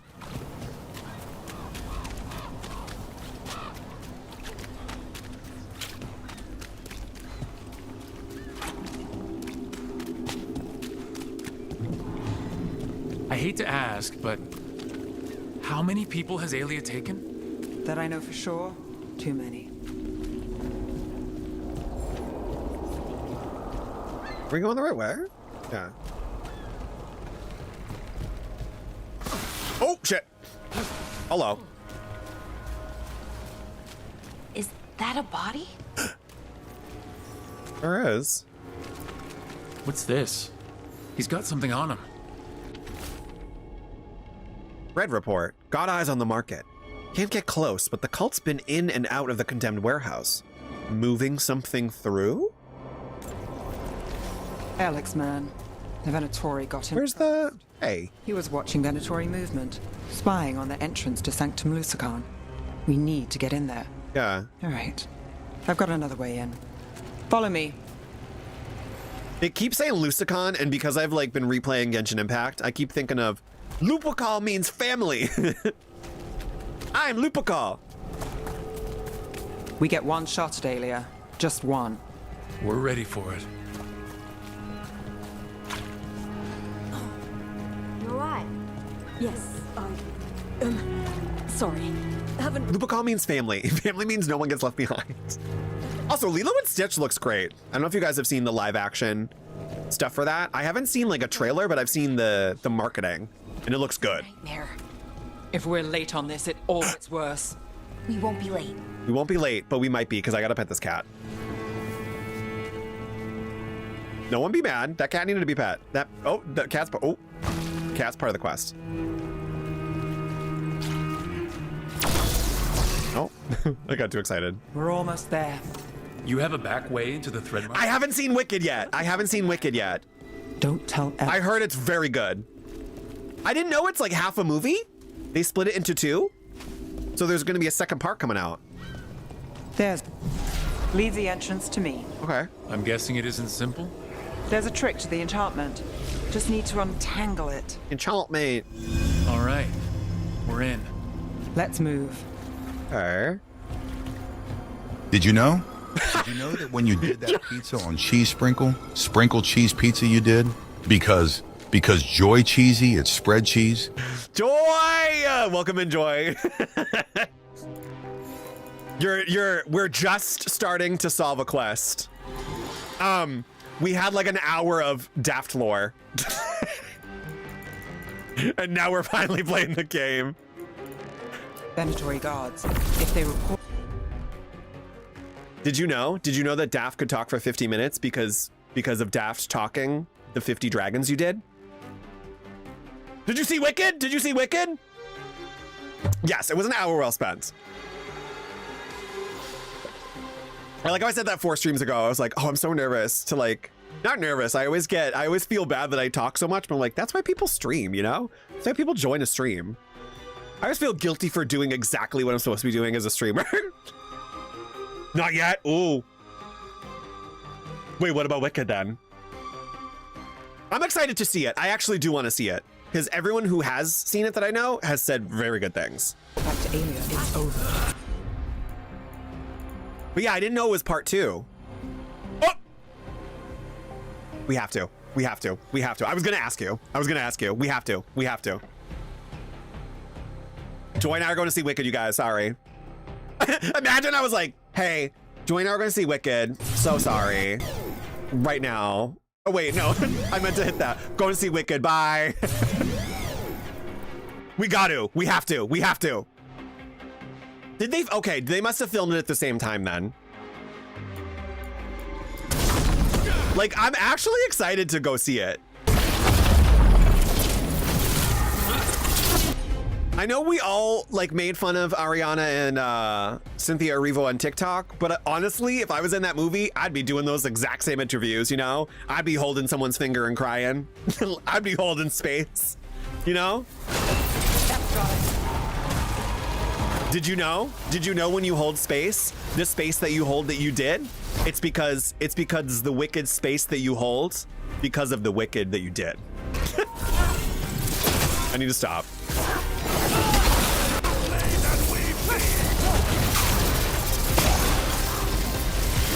Don't hit me with those. Nah. Don't be hitting me with those. Go back to Spellblade.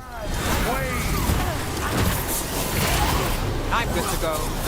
Nope. Hey. They said nope, bye. They said you're not going back to Spellblade.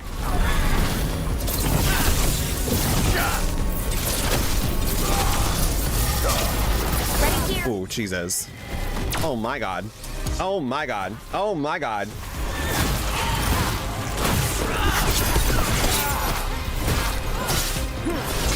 Oh shit. Oh my. It's, oh, you saw her twice, Ness? Okay, good. I gotta go see it. Joy, we gotta go see it. It's happening. What was another movie that I was so excited to go see? You got it. There was something else that came out really recently that I wanted to go see.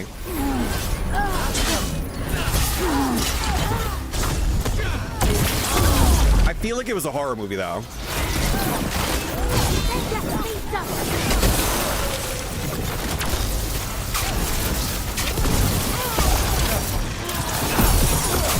Did any of you guys see Long Legs? That was the situation. Got it. That was one of those movies where like the whole time I was like, okay. And then when it was over, we all looked at each other and went, okay. No long legs were seen. Nicolas Cage really said, I put my long legs on today? Where? I didn't see him.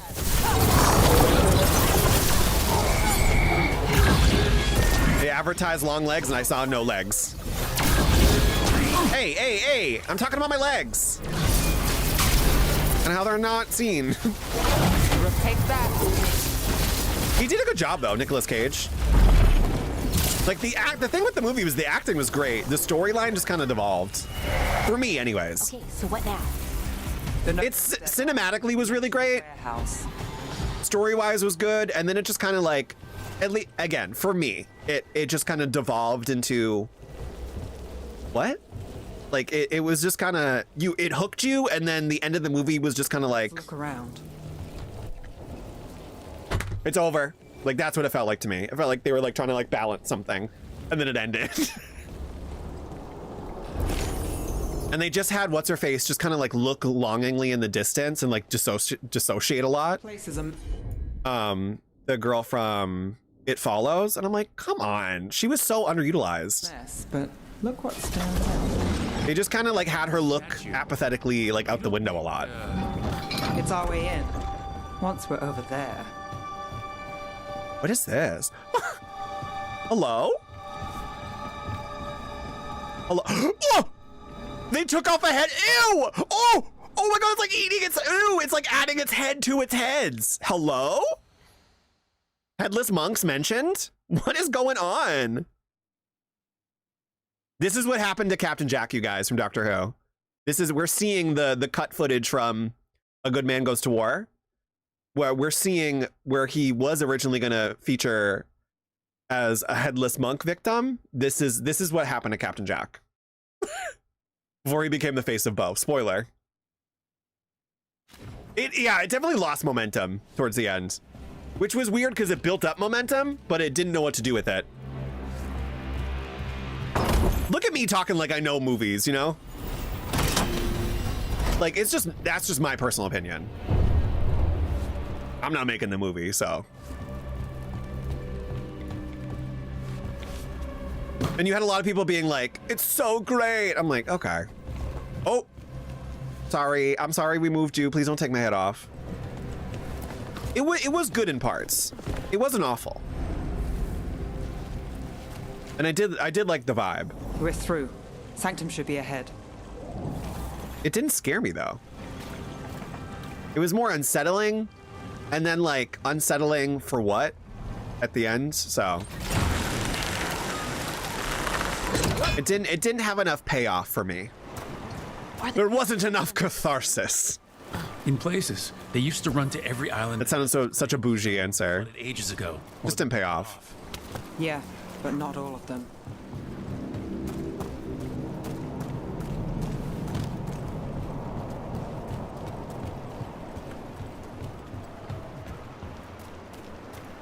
Hi. That's Sun. Hello. Hi. Wait. Hi. Hello. What? How did they put that there? Imagine getting that contract. You guys, you're building a face on a rock wall. Like, oh, again. Hello. Hello? Like, hello? That must have sucked. How did they get that there? We got hello? Did you know? Did you know the face in the rock is the face in the rock because of the face rock you did? Okay, we're taking a... I missed that chest. I almost put the picture of Neve just on the zipline as the fucking thumbnail today. Mandatory. We're in the right place.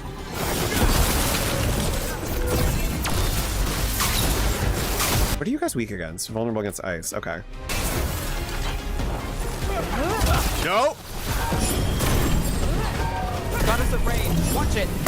Oh my god, they really do got us at range. I'm slow. You guys need to chill out.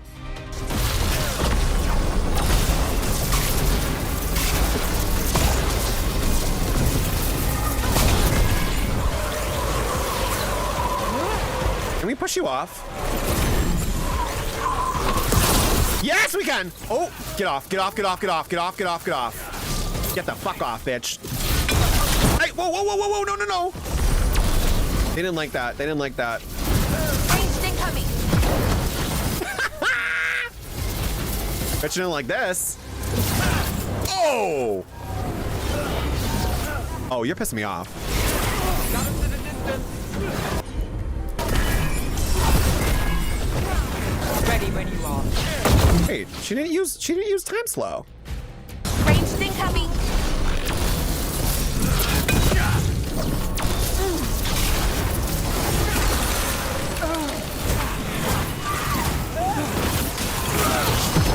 Fuck you. Bye. Got us from a distance. Nope. Hitting us from range. How is he back? Not yet. Girl, get out. Hey, hey, hey, hey, hey, hey!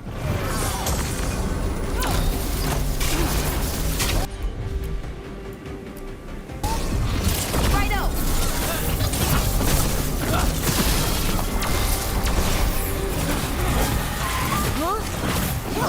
We're under fire. Look out.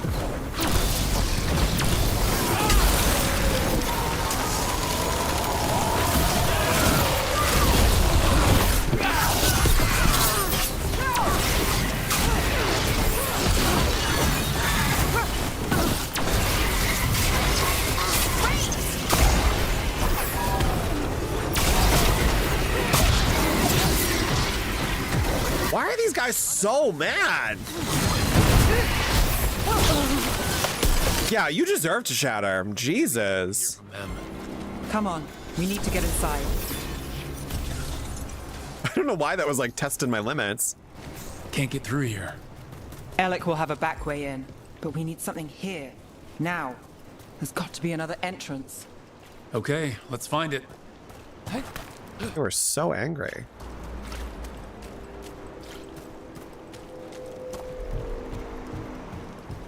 We're close. Neve? I'm fine. This is it. Oh. Deep breath. Doctor Who mentioned. Yeah,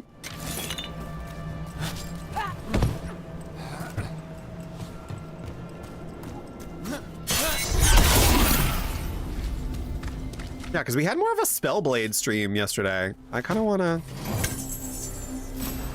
get better at having really changing the weapons up. I feel like we've mastered the staff pretty much. Lucican, the god of night keeping people in the dark. Isn't that perfect? I can feel blood magic here. Alia's getting stronger. And her ritual. I've got a sick feeling it's going to work. We won't let her win. Cross all your fingers. Yeah, Alia and her followers. Alia's doing blood magic on Twitch. It's tricky. Like, I feel like I'm just mastering it. What? 92 hours in? It's hard to switch because sometimes I think I hit it and I don't. And then I'm like, oh God. Because I have to, like, my eye goes down to just see if we switched it. Okay, we should have Glaciate on. I'm slow. I'm gonna switch to staff and get rid of that barrier. Company. The time is come. Begins now. Then we're gonna do this. For the glory of the Victor reborn. Hey, can you guys get reborn into this black hole? Just asking for a friend. Got you covered.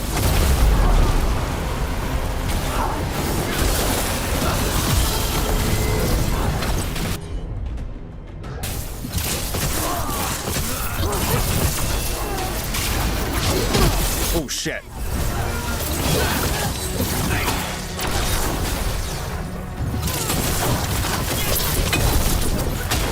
Oh fuck. Hey, get out of here with the shield shit. Oh, I'm stuck. Oh, I'm stuck in the corner. I'm stuck in the corner. Stuck in the corner. Just me and my Fen. Tory zealots are hitting me. Yes, Laura. Every waking hour. And I don't know how to switch these weapons 'cause I suck. I think you should calm down.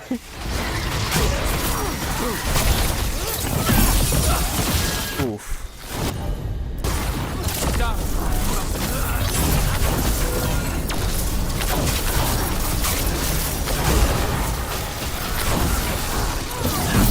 Oh.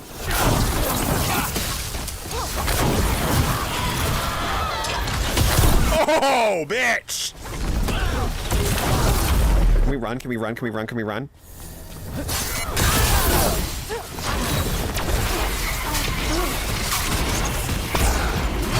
I mean, I feel like we're getting better.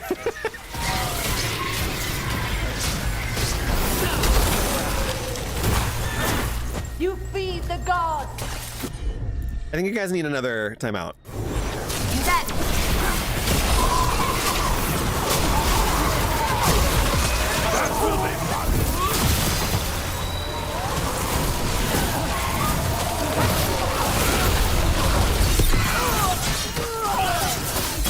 Ready to go.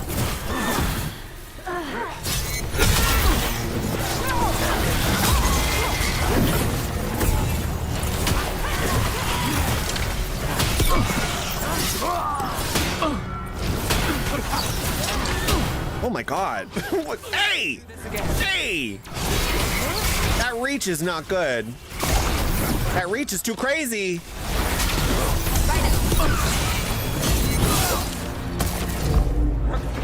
Oh my god. The bleeding. They said the time has come. Alia's getting started. If we're lucky, she's distracted. But we need to keep moving. I always underestimate their reach. You got it.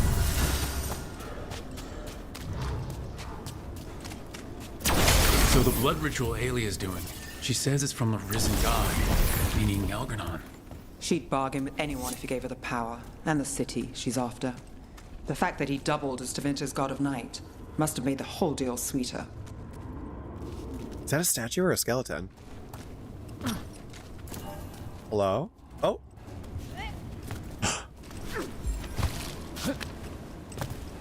Oh my god, what's their story? Wait, so even they can kiss. We can't get a kiss from Lucanus and we got fucking dinosaur statues kissing. I can't. I can't.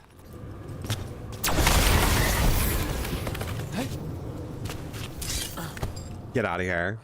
So bad. Man, won't kiss me. Not myself, not myself. You know what? Me too. What happened here? A warm-up for the ritual. Can't know yourself, how can you know anybody else? Oh.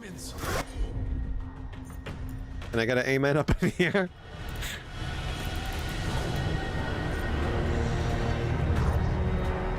Not the... Oh, fuck. Cry demon.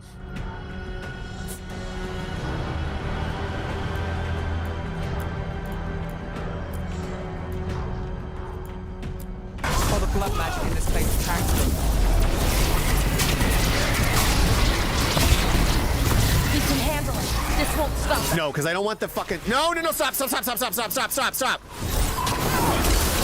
I don't want him making these into other pride demons.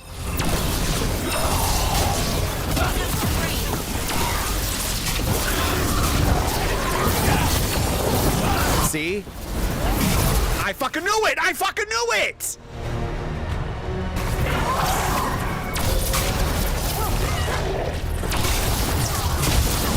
No. Oh, shit. Ow! Oh my god, I can't even see what's going on. I'm ready. They loved putting you in enclosed spaces like this.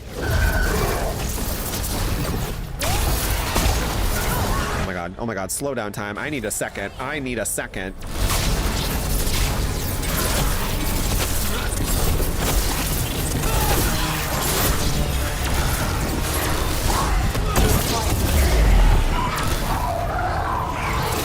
There we go, there we go, there we go, there we go. Okay, good. I know, we got this.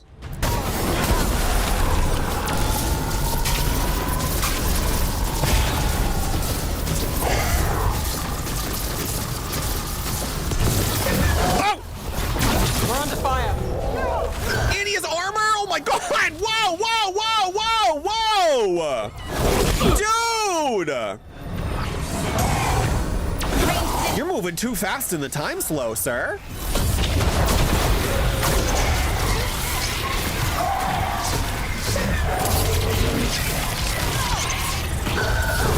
Is Alias streaming this to Twitch? With her blood magic? I can't. Are her followers seeing this? Because this Pride Demon's a lot. She must be having a subathon or something. Got us from a distance. Alia really thinks she's that girl.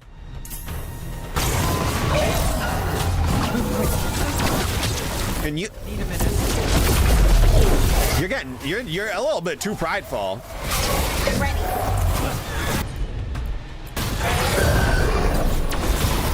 Oh my god, oh my god.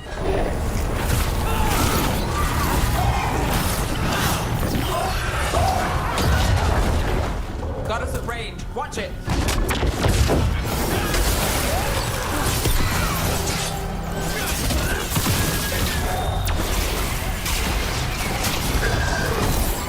Oh my god, dude.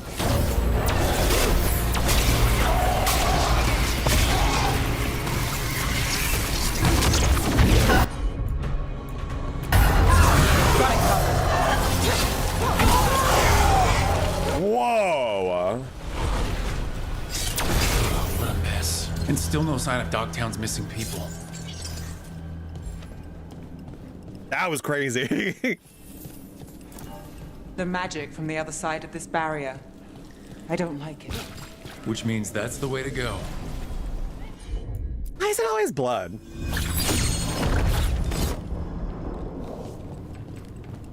Oh.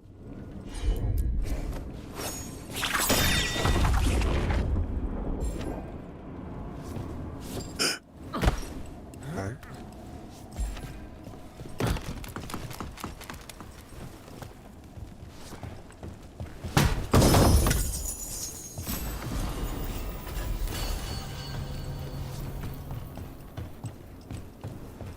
Wait, is there anything up here?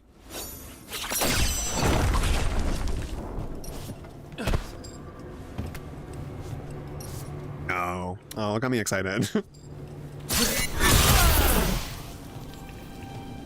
Whoa! What? That's... He's from Dogtown, a paper seller. Neve Gallus. Did you think I wouldn't notice you were here? Alia. Oh my god, she's literally controlling them like a puppet.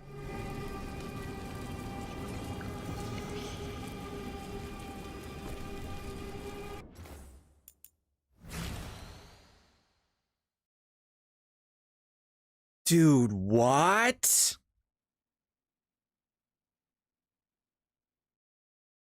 Hold on, that shot is crazy.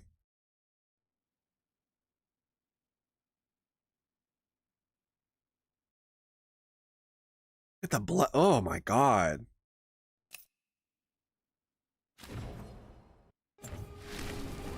Can we save him? You got it. Damn it. Her magic. I can't just pull him out. It might kill him. We need to keep moving. Oh my god. Like, what?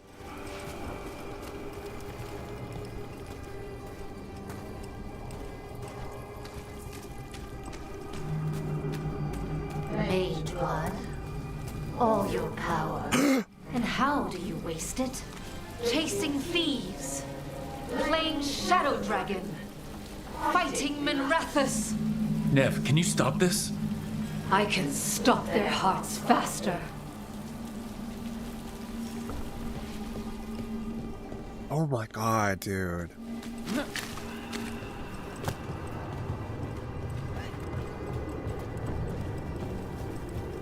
Are you guys ready for the crazy cutscene in the Cyberpunk TLC? Yeah, dude! Oh my god, yes! Oh my god. I was loving that. Have their way. Love a good mental break cutscene. Not before I had the magic to guide those in power. Total control. Dogtown was a test. Okay.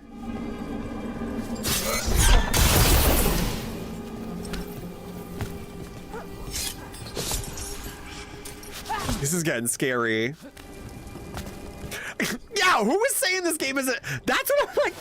People were like, it's all colorful. I'm like, you can have color and dark. What? Gallus! It's so dark. They don't understand. You won't save them. What do you do for the city, Neve Gallus? Complain that it's not what you want. I gave Dogtown purpose. The humble serve the righteous. I will raise the city up. Even you will thank me. In fact, I'm waiting. Oh my god.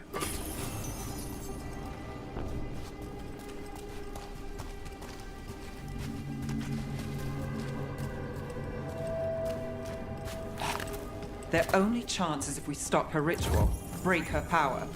Neve, are you? I'm fine. We've got a job to finish. Oh god. Oh, we're gonna have to do a major decision. Over here. Rana, Alec, your route through the catacombs still worked. Guessing it was as safe as ours. Help that you tore through the place. Yeah. It hasn't been easy. I'm glad you're here. I'll take all the friendly faces I can get. In this place, I don't blame you. Alec, sticking around for the fight? I've got people in the tunnels. The cult took Thread territory. We protect our streets. The Threads? Neve, are you sure? Scared to get your hands dirty? We did, and it held Alia off. We're short enough on friends, Rana. We need whoever will fight with us. All right. Good. Let's send a message. Dogtown's ours. Alia knows we're here, but she might have missed you. Stay out of view. We'll meet you at the ritual site. Okay. The narrative from Baldur's Gate? I don't think so. All right, this is it. What, the one who was voicing Rana? Drop your guard. Right. I'm ready. Which one? The one who was voicing the Rana? I don't think so. The guy is the master, though, from Doctor Who. Who does voice? Oh, Neve? No. Neve, no. Because, what's her name? Amelia Clark? No. That's not the right one. What was her name? Amelia Tyler is the narrator from Baldur's Gate 3. Who does voice Neve? I feel like it's someone I don't know.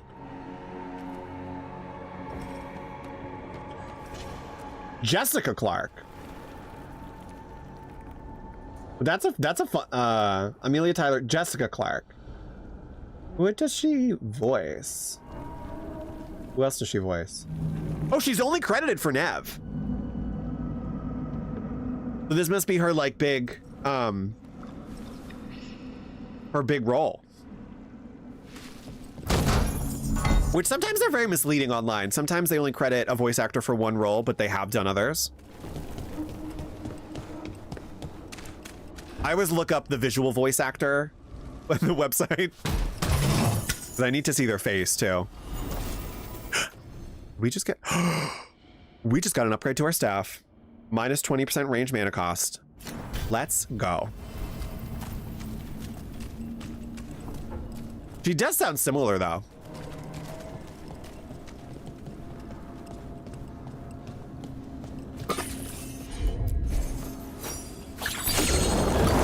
I wonder if there is anyone from Baldur's Gate 3 on this. There has to be.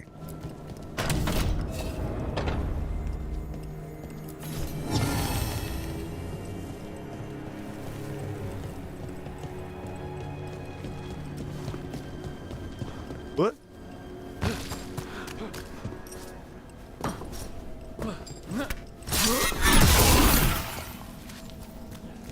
The stairs.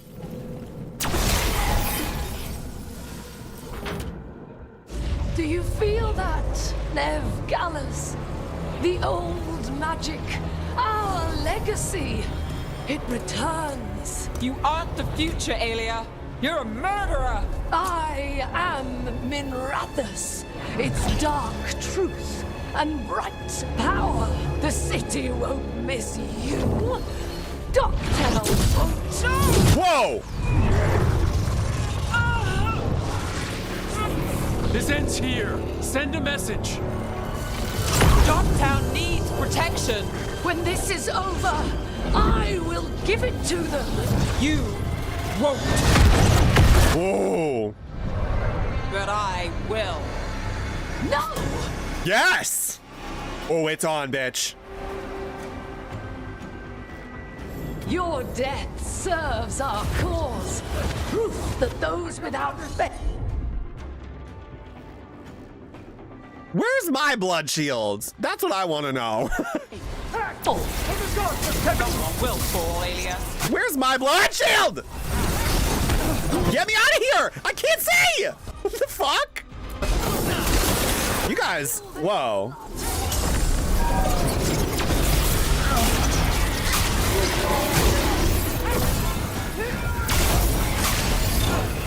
Oh my god, oh my god, oh my god, whoa! Holy shit, dude. Got us at range. I don't think they do. Gotta go back to staff. Oh shit.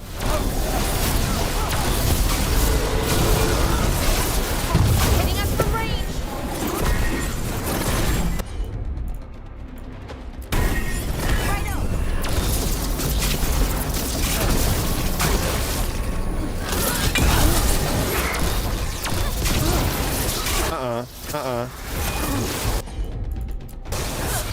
All set. No more range. Thank you. Thank you so much. No more ranged. No more ranged.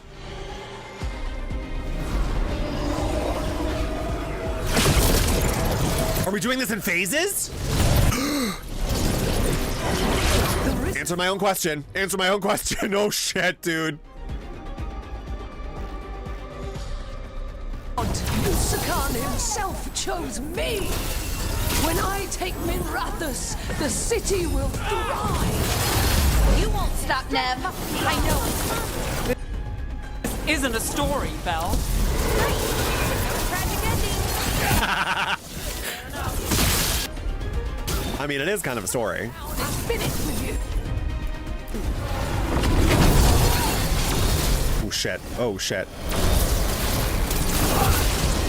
Move now. Hitting us from range.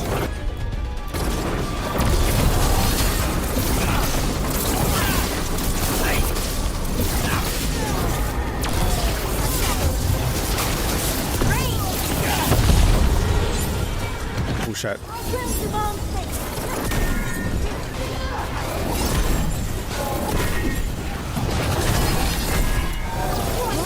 Hey!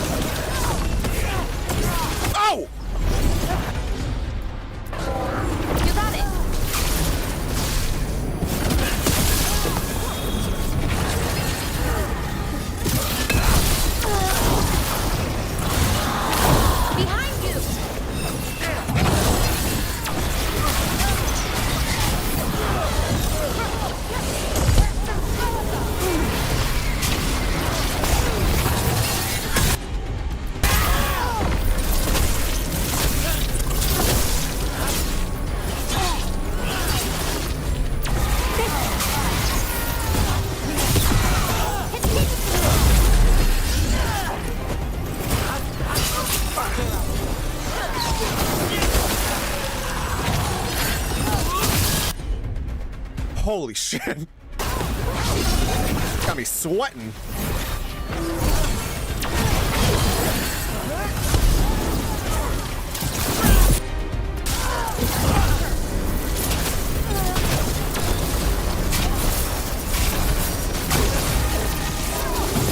Oh shit. I didn't know they could go through the thing.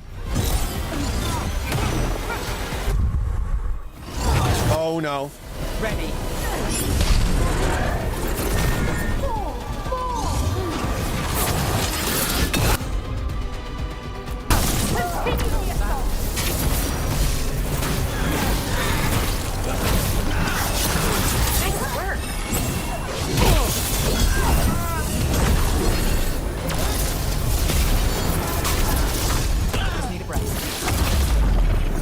Dude, I need several breaths. Hey, whoa, whoa, whoa, bitch.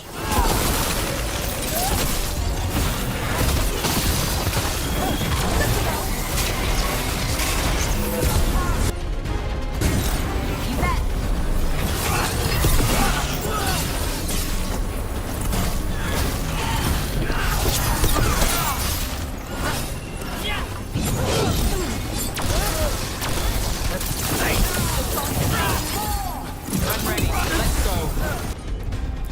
Watch your back.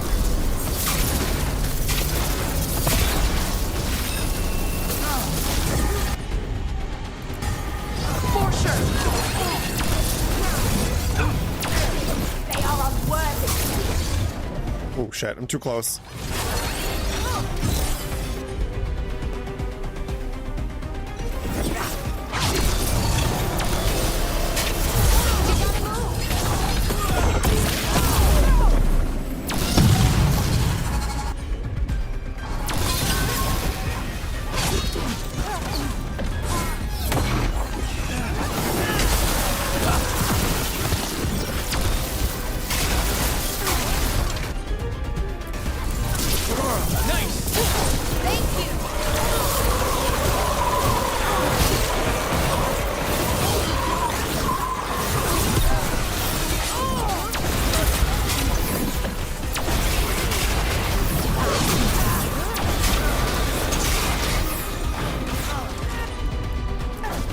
Got it covered.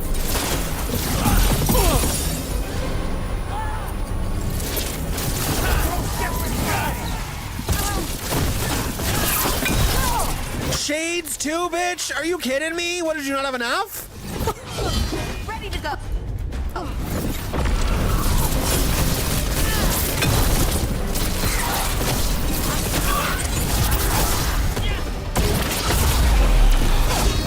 You didn't have enough enemies on the field? Really? We had to do the shades?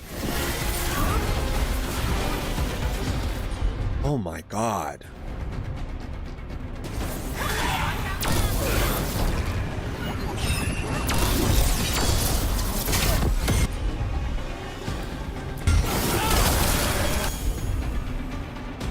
That's awesome also that that was her first, this is her first role. Because she kills it as Neve. Like, Got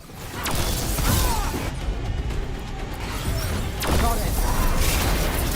I want to be a voice actor in something so bad.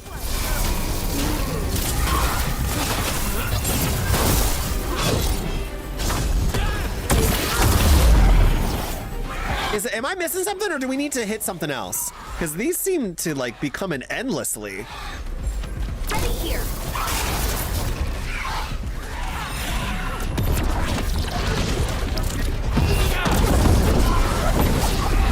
Holy.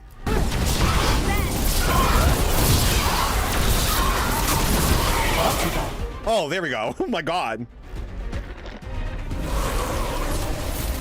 Neve, I'm sweating.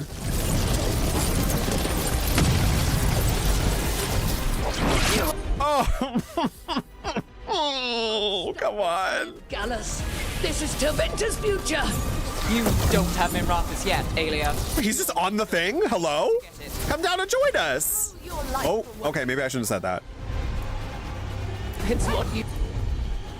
She also, the voice actor, I know it's not her, but the one voicing Aelia is very Claudia Black-esque, her voice, what she's doing with her voice. Oh, I love Neve. I think the way they did her motion capture is kind of stilted at times, but it also works. She's a very, like, almost not muted, but like demure character, and I like that.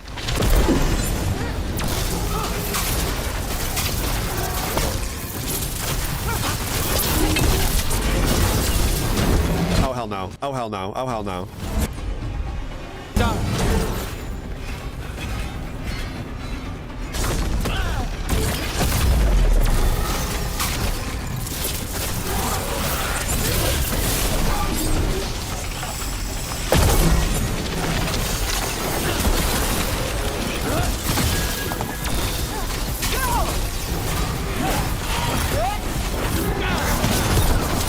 Whoa.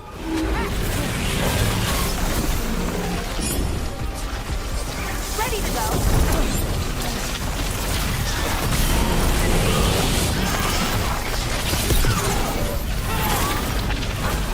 Ready when you are.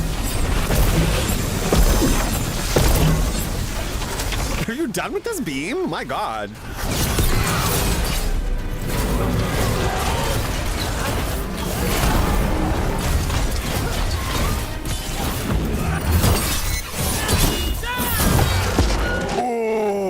I wanted to see that staggered so bad. Come on, Neve, you got this. You got this.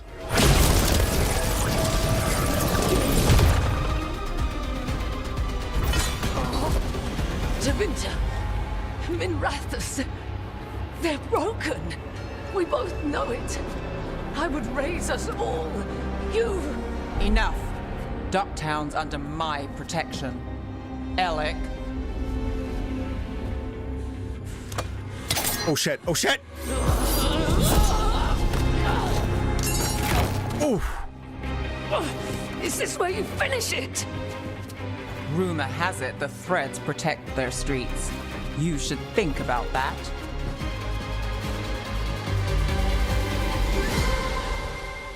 Ooh.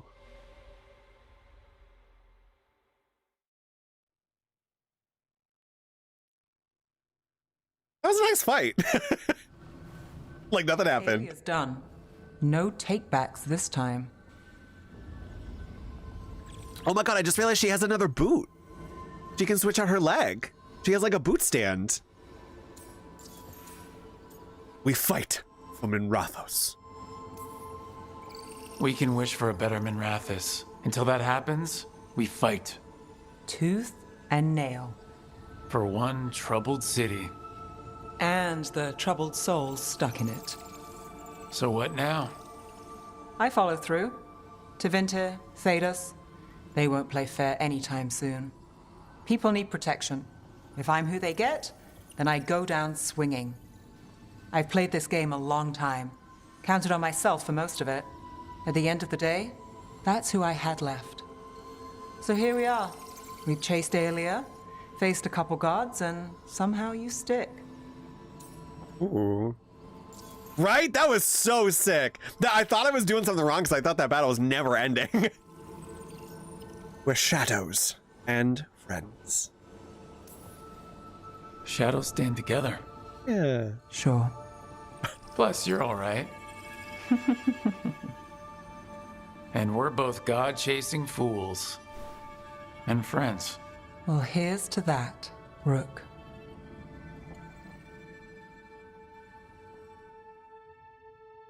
That was cool.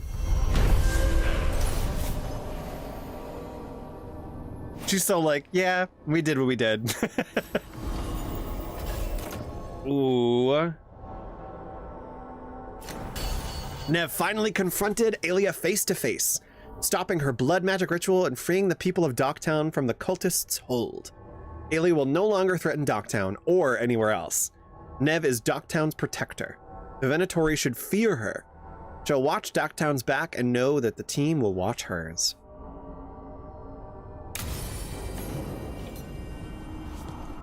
Oh, wait. Wait.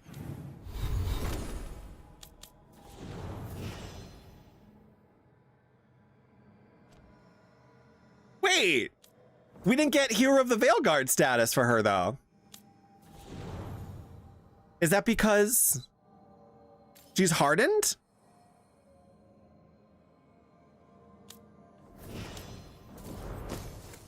Oh, I hope they don't lock us out of that. I thought that was gonna unlock. Maybe there's more to her quest? I don't remember again. What is that? What is that? Oh, that's her original armor. I got so excited for a second. No, put her back in that. That's what I wanted. Oh man, was she originally supposed to get to that status for that mission? Fuck. Because we almost got like, what, half our team? We have Tosh, their hero status. Oh fuck. Lucanus, Harding. Oh my god. So like almost half the team is hero status. But I think she leveled up. Right? No, she didn't. Rude.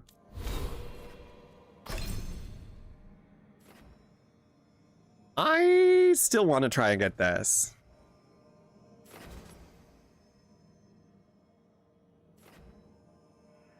Unless, hold on.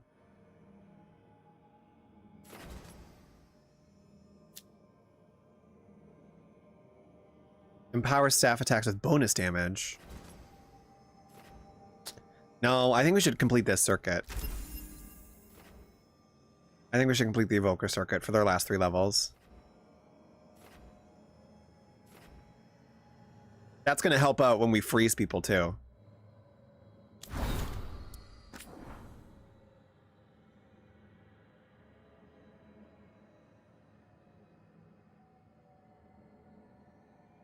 Oh, he sent us a message. Message from the front. The coming storm. Rook, thank you for meeting with me again. There are precious few in the world who understand the particular burdens people like us carry. And while I don't imagine either of us begrudge our responsibilities, sometimes just knowing that someone else understands can lift the weight. Much as you hold your own people together through what must often seem like sheer force of will, so too must I keep the fragile alliance of the South alive. Even though I was gone for only a brief sojourn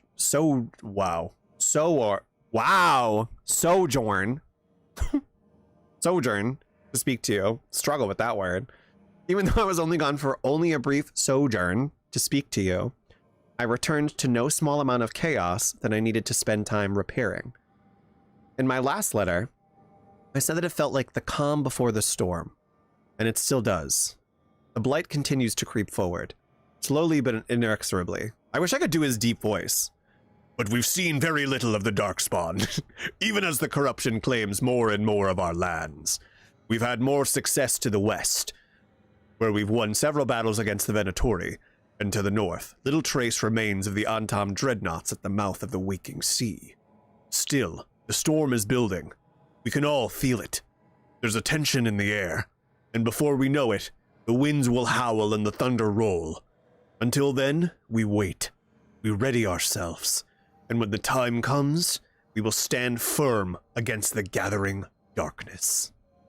Yours, the Inquisitor. Yours. Who's Deepesh?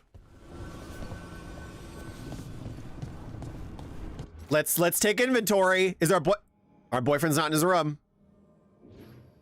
Where's the boyfriend? Where's the boyfriend? With Emmrich. I fucking can't. I fucking can't. Tosh has something to say. Let's go see them.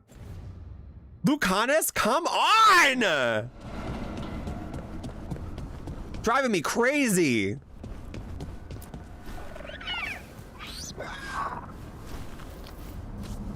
At least I get affection from Hassan, you know?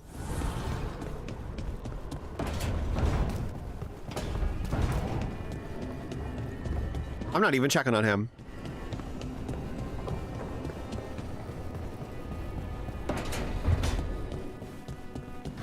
We should probably still check on him.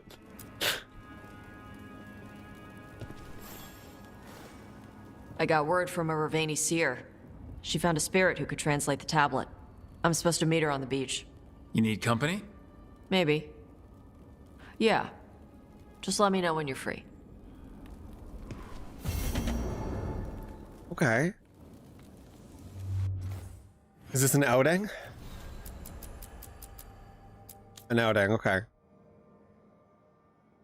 So, dude, I love that, like, back in the day, when you did, like, Mass Effect, when you had the companion quests, you would just finish them. And I feel like there would be a conversation, and that was it.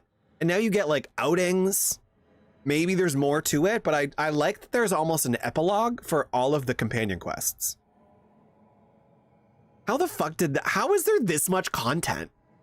Like, how did you guys do this?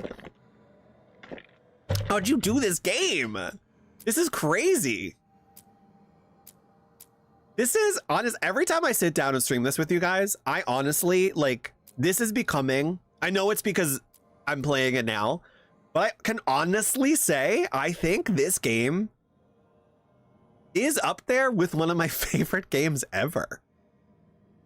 Like, it just feels like,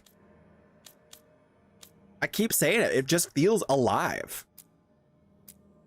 More so than this world has ever felt alive.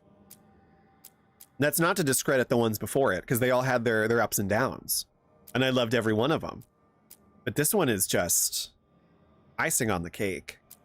It is the whole cake. And the icing, you know? Okay.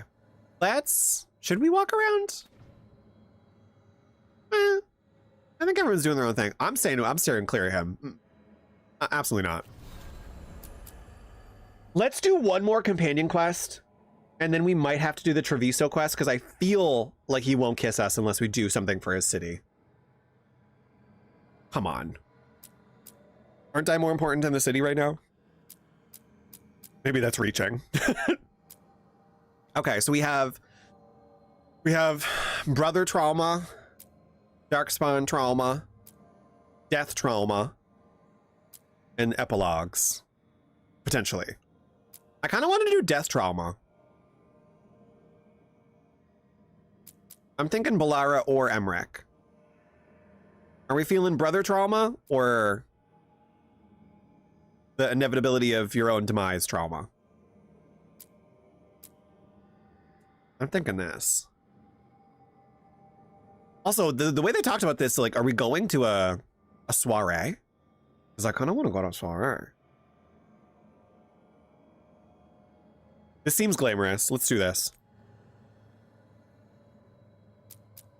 Because the way they talked about that, I was like, are we going to a party? Feel like invited people there or something? Oh, okay, okay. Unsung. We're going. Oh, wait. They're talking about Cloudy Black. Hold on. I'm not hearing anyone who knows Morrigan. She just pops up whenever things get weird. Can she be trusted? Maybe. She knows things and seems to want to stop Gillenane and Elgernon. But we'll probably never know why. The fact that I ran at Cloudy Black, Morrigan mentioned, I'm like, I'm here for Morrigan content.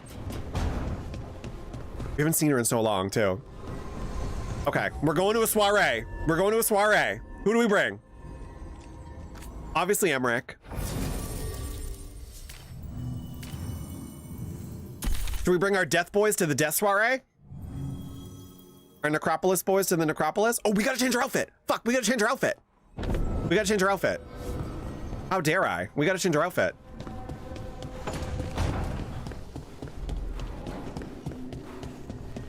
And if it's a party, let's wear Raspberry Lime Ricky. Nope. What are you guys talking about? I want to know. You talking about me? You and Spite have reached a new equilibrium, Lucanus. He's less noisy. We have an agreement, and coffee. And the magic around you has much finer etheric transfusion. Thank you. It's so good to see you smooth over these little entanglements. Thank you. And coffee. Okay. Yeah, we're doing Raspberry Lime Murky because it's kind of dressy, and one of the necromancers was wearing that, so it fits. I mean, we can use... What did we go in with before? We did do this. No. That wasn't the one. This one. But I feel like that's not dressy enough. Oh, dude, I want to dress up. Where's Raspberry Lime Murky?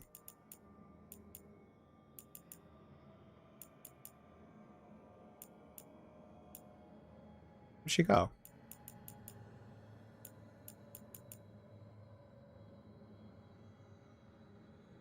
I'm so blind. Hello? Not that one. Ooh, I don't remember getting that one.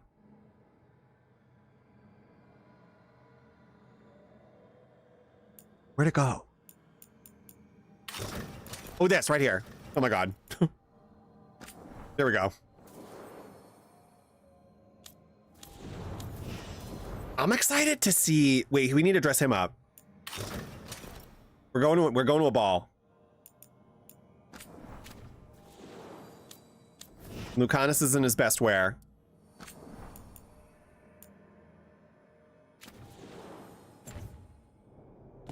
Okay. We're suited up.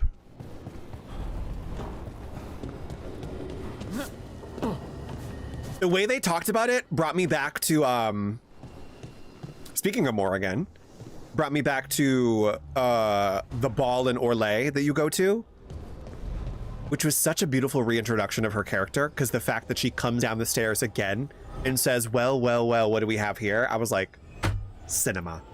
Fucking cinema. Because that's how she shows up in the whole entire series in Origins, coming down the stairs saying that line. I loved that quest. I loved that quest. Wicked Hearts and Wicked Minds. I loved that quest so much.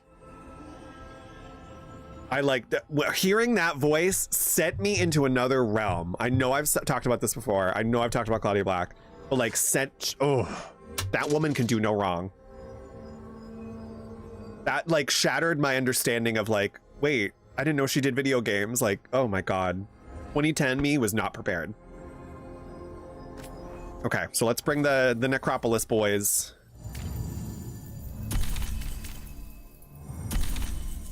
We're ready. Got our best attire on. We're ready.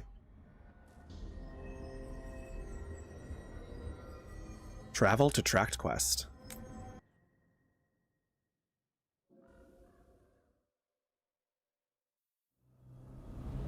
Like the fact that we haven't done every story quest, every stream, and it feels like we're still doing the story. That's why I like this. That's why I like these fleshed out companion quests. Okay, so the plan is basically to sneak around, find Hezenkos's lantern, and smash it. That's quite a crowd over in the manor. Johanna's gathering. If she's mingling there, we'll be spotted. Yes! Fortunately, we have someone who could pass as a servant. I'm sorry, is this a Manfred infiltration mission? Are you kidding? Are you ready for this, Manfred? Dude, if you let us play as Manfred for like 1 second, I will scream. Manfred, can you pour fancy wine and nod? Send him in. Right, Manfred. You're to find Johanna's guests and help us gather information on where her workshop might be. We'll be watching in case anything occurs. Something's gonna occur. Once we find and destroy Johanna's lantern, we'll end whatever she's planning. Hopefully before she introduces the lantern to her guests.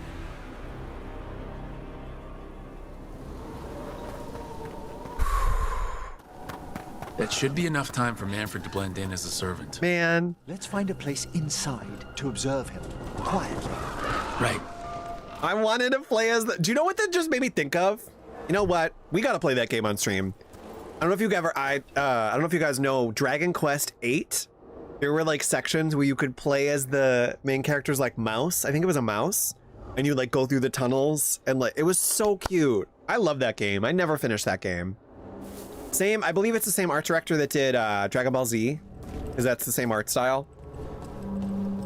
Never finished that game. Such a good game though. I'd love to go back to that game. Never got a remaster. Let's find another way in. Johanna's last guests must already be in attendance. There's a lot of people here. Hezenkos must be planning to drain their souls with her lantern. And after that? Raise more undead, I'd wager. But no ordinary revival would require such a massive store of magic.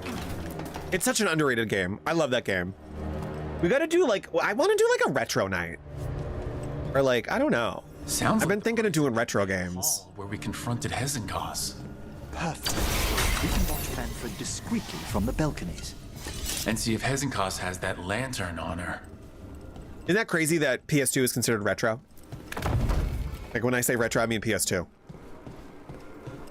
Also, Luigi's Mansion. Never played that. Speaking of Haunted Mansions. Oh, how did you... Hello? Emmrich?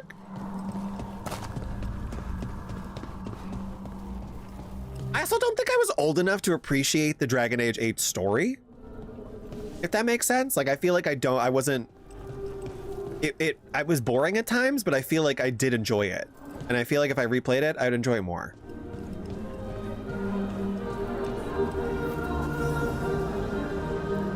I'm scared to look. I'm scared to look. I know! Maybe it's not retro. And Johanna. But no lantern.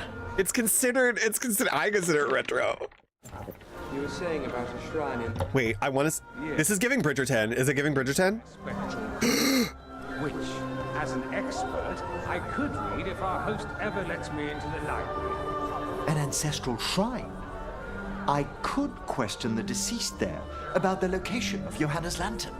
Well, if a book can lead us to the shrine, let's hit the library. I don't care about the lantern. Can we talk about this? Can we talk about this? I want to dance. I'm just waiting for our host's grand announcement.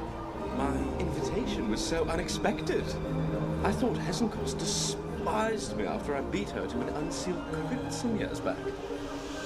The dialogue? Wait, can we see where Manfred is? Yeah, right? Put me in a gown. Put me in a gown. Wait, get me out of here. Put me in a gown. Can we go down? Can we go down? No, we can't. Oh, fuck you. Oh, fuck you. I want to go in there. No! This is supposed to be free reign photo mode. Let me out! Oh my god, I want to listen to all the conversations. Hey! Hey, you guys, I'm right here! Look up, it's giving Rogue. Yes, did you watch? Oh, you haven't watched that episode yet. Wait till you get to Rogue in Shooty season with Jonathan Groff. So good, so good.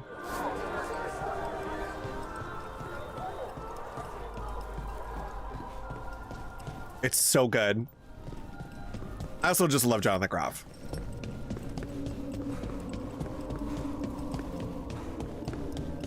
Crazy Farscape connection. Speaking of Claudia Black, who's on Farscape, Jonathan Groff was in a show called Looking that was on HBO, and one of his like hottest friends on the show, I was like, who is this man? Because he looks familiar, but I can't place him. And oh god, I need to remember his name because he's in. I do remember his name. I was like, who is he? I was like, who is he? Who is he? And I looked him up. On Farscape, in the first episode and like a couple of like the flashbacks and like one episode, his friend called DK is in the show called Looking, and it's Murray Bartlett, who then went on to play one of the characters in The Last of Us, like the famous episode where it's Nick Offerman and the guy he finds, and they like have that love story. That was Murray Bartlett, and he was in Farscape as John Crichton's best friend, who was also working on the Farscape project with him. I was like, hello? And he's like hot in looking. I was like, what is going on? What is going on? And hooks up with the dude. He hooks up with, oh my God, why can't I remember his name? The guy from Enterprise and Quantum Leap, that guy. What is his name? I should know this. I should know this name. Scott Bakula. He hooks up with Scott Bakula, who was in Enterprise as the captain and famously Quantum Leap. And it was a show in like the 80s where he would like swap bodies with people in time. So fucking crazy. I was like, the sci-fi parallels are insane. It's like Dragon Age for me. I'm like, you get Morrigan, who's Claudia Black. Flemeth is her mom, who's also Kate Mulgrew / Captain Janeway from Star Trek Voyager.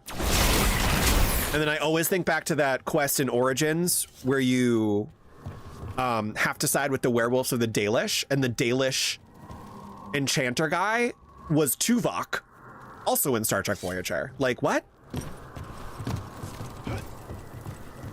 That's why I've always loved Dragon Age, because it combines so many things I've loved. Oh fuck, I missed Manfred. There needs to be a closer look at that ballroom. I think of Doom Play Part 2. Oh.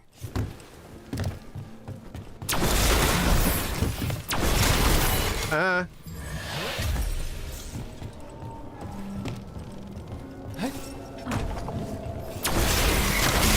so lost where we're going. Didn't need to go this way. I never played The Last of Us 2. So we might do that when it gets closer to the release date, which I think, what is that, January? We might play Last of Us, because I never played the second one. Someone ruined something, I won't say it, but someone ruined a part of Last of Us 2, and then I didn't want to play it. But I need to play it. I need to play it. And I have both remastered versions. So we can play it like in the prime quality too. Close Hezenkost's portal into the Fade. Why did she return to this mansion? Johanna must have a work. I would love to do that going up to the premiere. Where she's prepared whatever she plans to empower with this lantern. When is that coming out? Isn't it January? Oh my God, this stream today is the daft undiagnosed ADHD lore stream. HBO.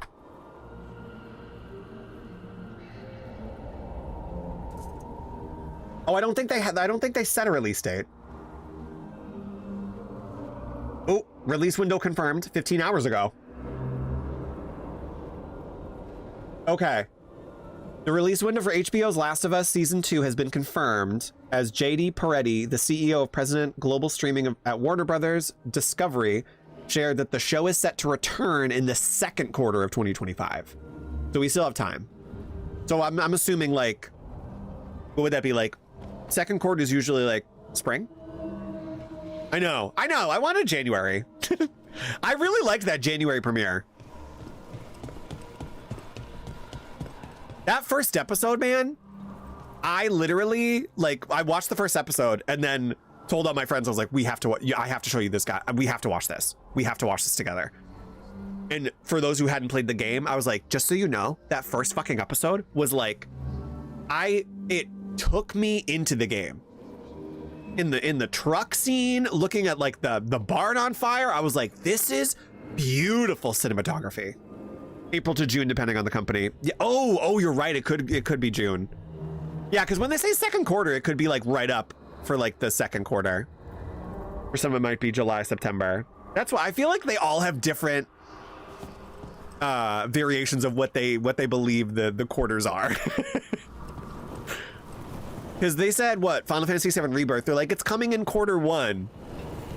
And I was nervous because I was like, well, that could be in April. But it did release end of February. Right throughout the whole season, even the song. Oh, it was so good. Season 1 was so good. And to watch my friends watch it who had never played the game was fantastic. Because it's and those who had played. Like it's just a beautiful piece of cinema. Like I'm happy they didn't make it a movie. I'm really happy they didn't make it a movie. I'm happy they took the time and really turned it into what it was. And that was the first thing I had ever seen Pedro Pascal in, I think. I believe.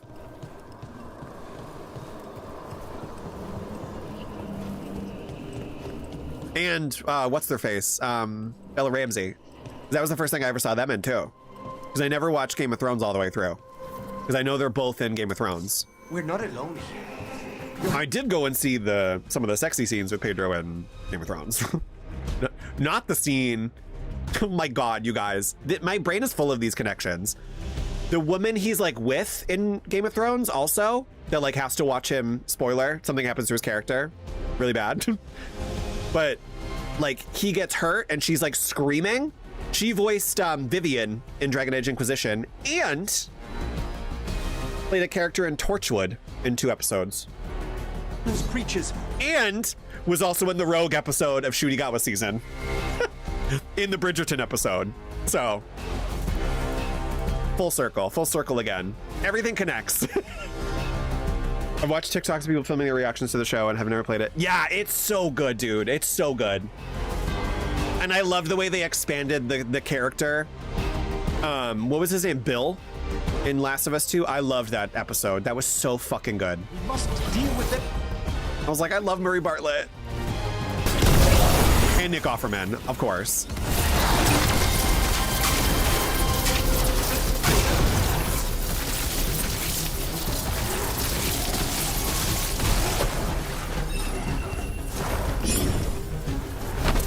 Oh, hey.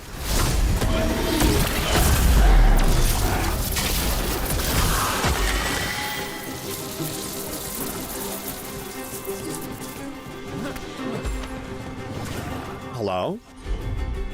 They're just fighting down there.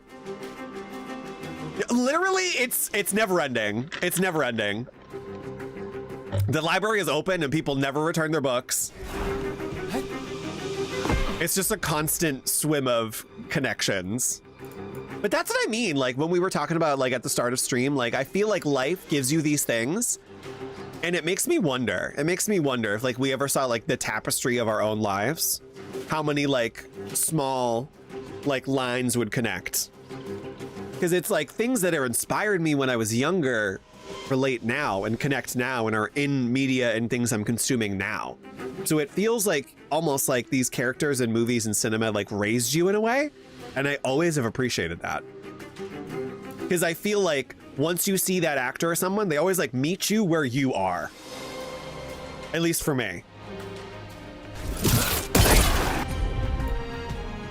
And it was so cool to see someone like Murray Bartlett, who is like 3 episodes of Farscape as a baby, like baby twink, then being looking as this like hot, realized man, and then have the most beautiful scene in Last of Us that I've ever seen was just, I was like, this is a full circle moment I never knew I thought I was gonna have.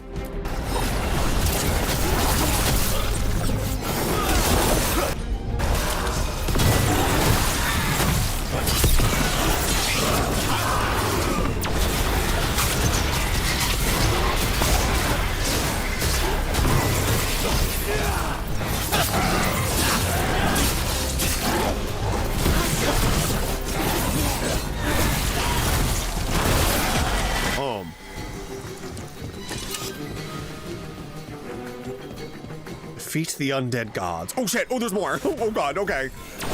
I was just gonna say, where'd they go?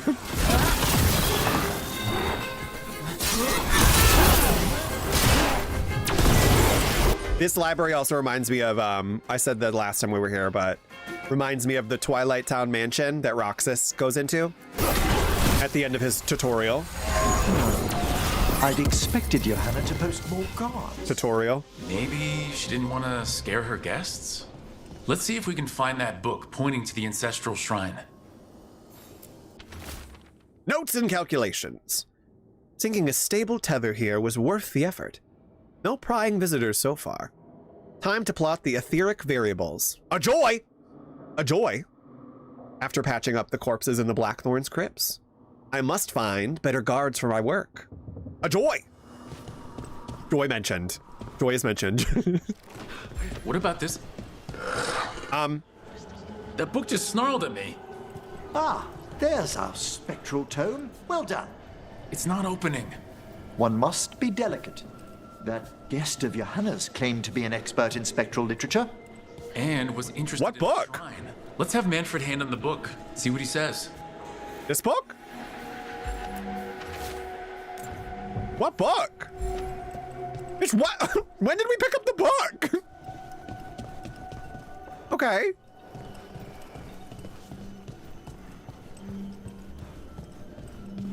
I guess we picked up the magical beasts and where to find them book? Like, the book snarled at me. Give the tome to Manfred. Manfred's on the floor right now. Manfred's working.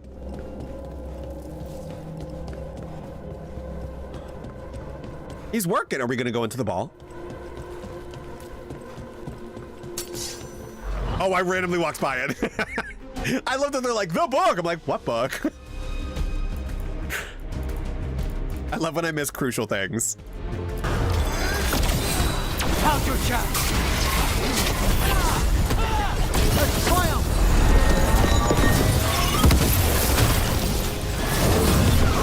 Hey.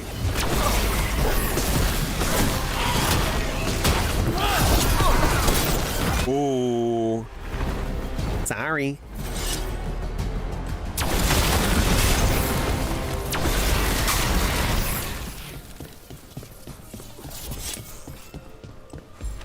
Oh. Can we? Oh my God, we gotta go down. Oh. Let me into this ball!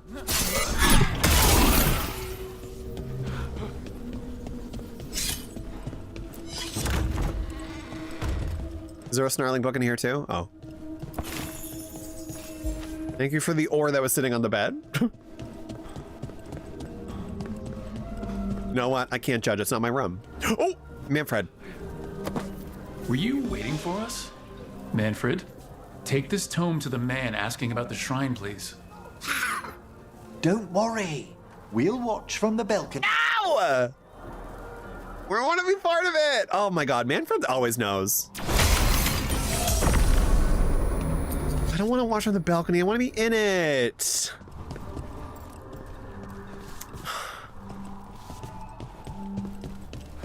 Guys, I'm gonna have FOMO from this, this ball.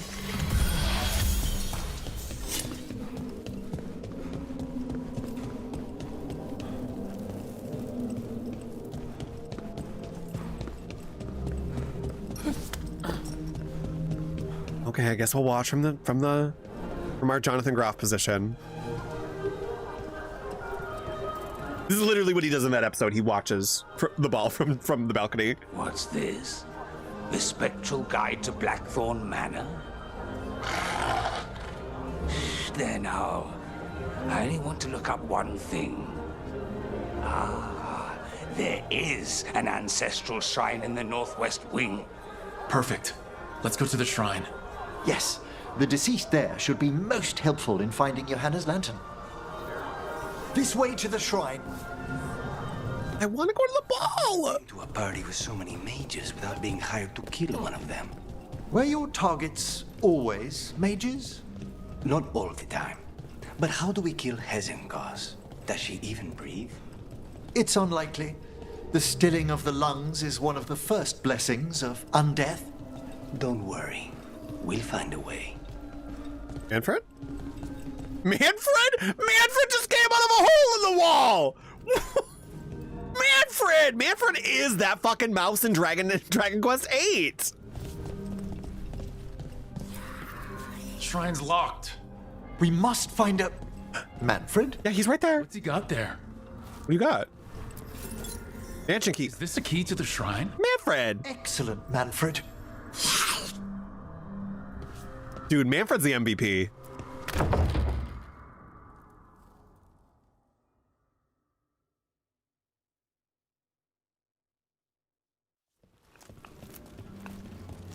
Oh my.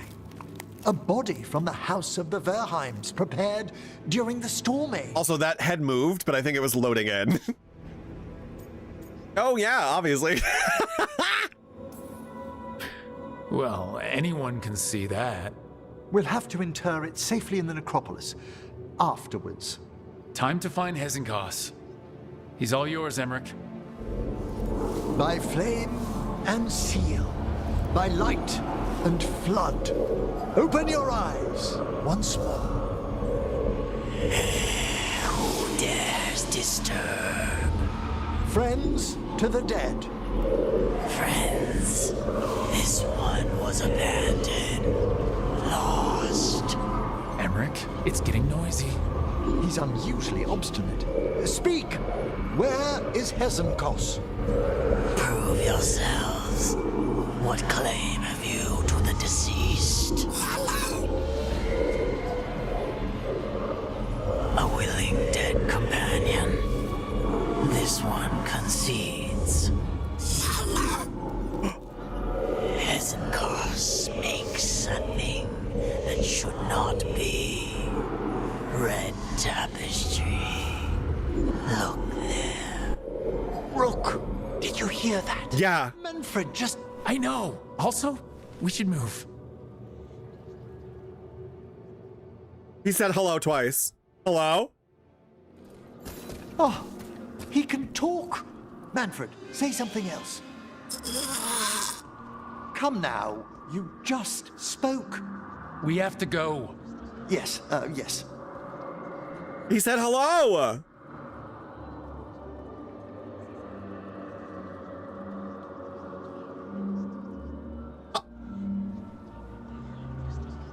I wasn't even focused on what the skeleton was saying. I was also transfixed. Hello?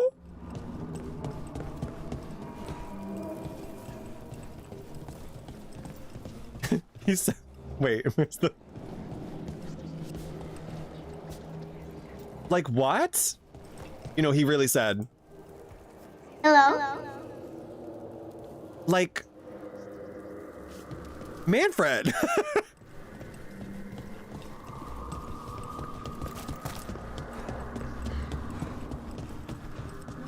That should be my hello alert. Hello. Oh my god.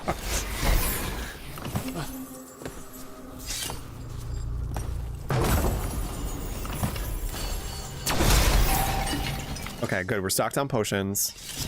Our ultimate's ready. Follow the red tapestries.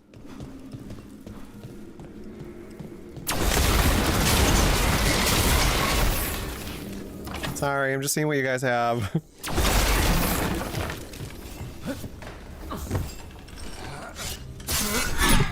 Oh, bye.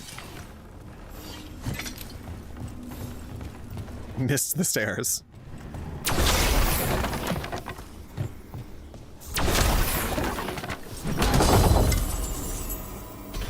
Oh, nice.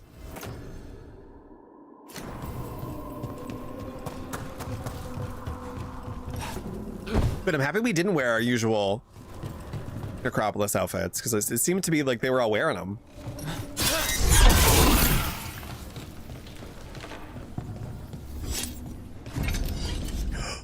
The cellar.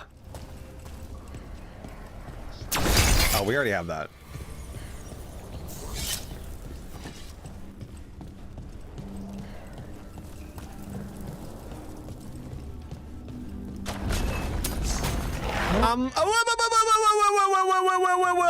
Whoa. Yeah, thank you. That's not gonna hit me. You're on the right track.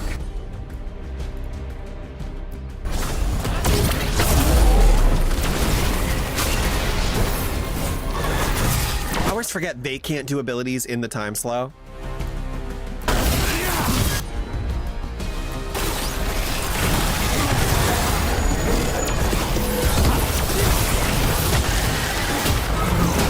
Oh shit.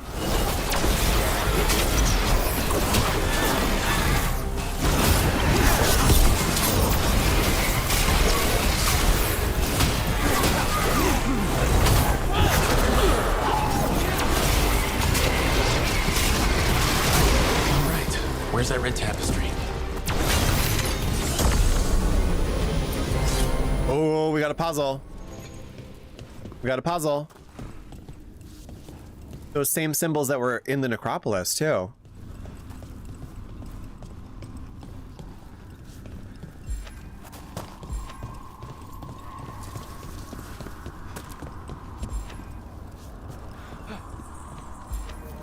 This wall looks... Secret door! Manfred, could you please squeeze through and open the door from the other side? Squeeze through where? Aha! I knew I didn't imagine him speaking. How can Manfred talk now? He began as a wisp that embodied what most wisps do, curiosity.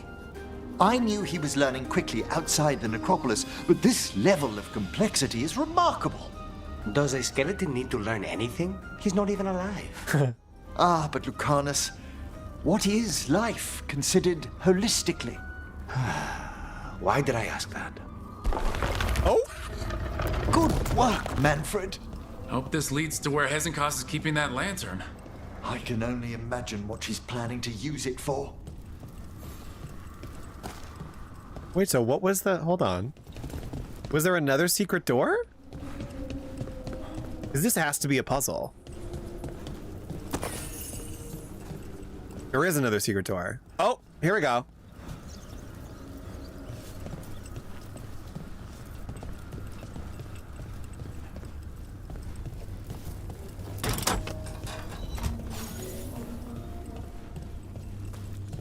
No.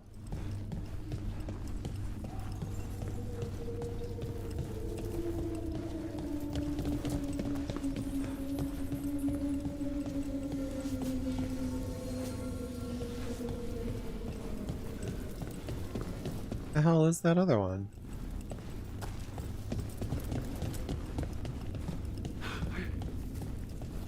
Oh, it's fuck.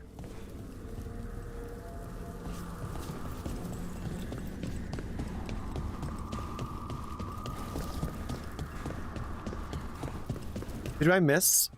Huh?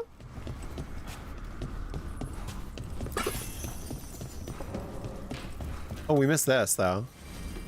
Okay, I don't think we can access that yet, because that's the switch I need.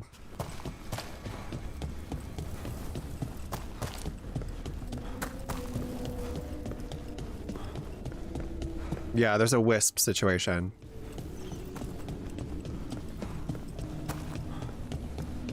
Okay, Manfred, sorry I left you.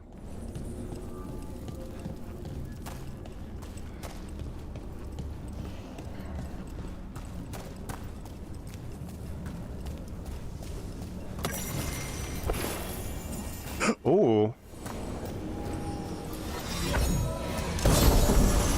Oh, whoa, whoa, whoa, whoa, what is that?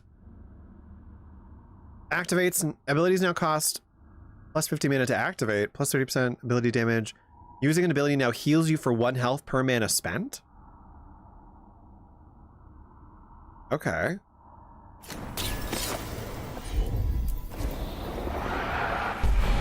I don't like that our mana costs more though. Are you coming? Are you coming? Hello? Thank you. You guys ever seen that cat video of the, it's like a cat in the hallway and all you hear is, "Are you coming?" And they go, "What?" And then you see the cat again, the cat just meows. But the cat definitely says, "Are you coming?"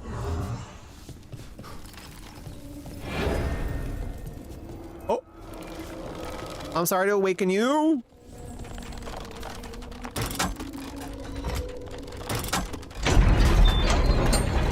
Thank you. Seneschal's Notebook. Recent acquisitions. Grey Warden helmet promising providence. Third light. Tapestry from Tantervale depicting Our Lady Andraste. Orlesian theater masks never worn. Perhaps these will bring his lordship out of his mood. He's been low ever since we uncovered those tombs in the cliffs and what lay inside them.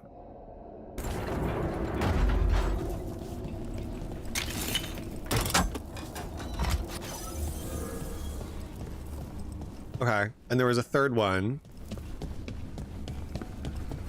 A squiggle. Squiggle with the butt. Squiggle with the butt. What? Wait, that wasn't the that wasn't the oh. Oh, that wasn't the right one? Jesus Christ, I don't know my shapes.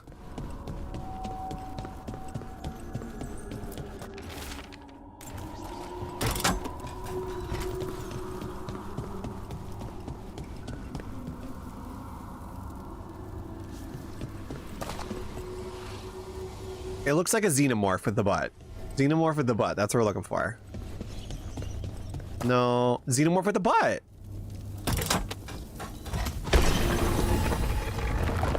Can't believe I picked the wrong one. Ah, another shrine. Fresh flower. Bitch. Yes. We got 2 upgrades this stream. Triggering arcane bombs now costs 10 mana but deals its damage in an area. Someone has been here. Crumpling note. For the fairest of flowers, may she keep her bloom in death.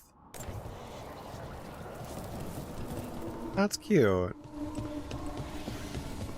Okay, Manfred. Sorry, I keep leaving you. Sorry.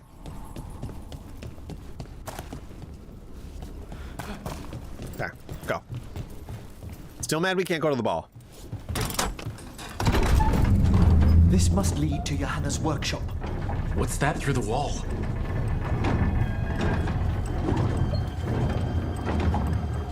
What is it?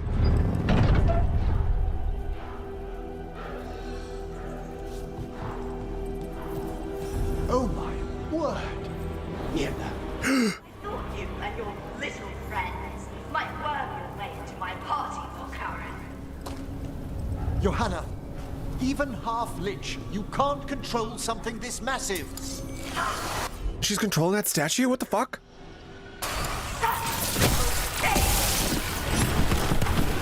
That glowing skeleton up there. That's Hezekiah's lantern. She's going to use the life stored in it to reanimate that monstrosity. Quickly, we must reach the lantern. I can't see what's going on. Thank you. Okay. Relax, relax, relax. You're dead. There's no rush. Like, not the dead rushing me. Hello?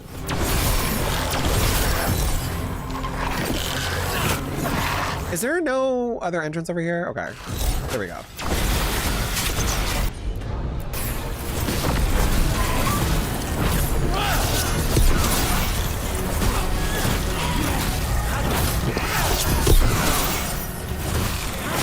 Oh! Nope.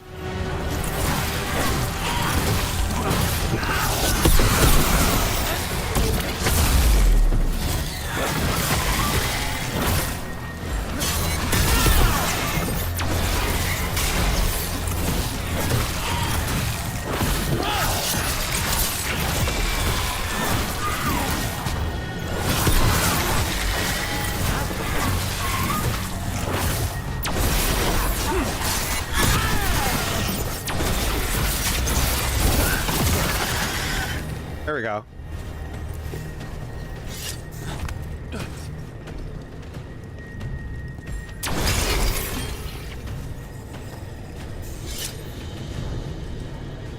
Oh my god! Oh shit!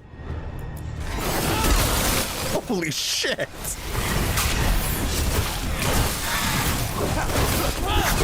Fucking scared me.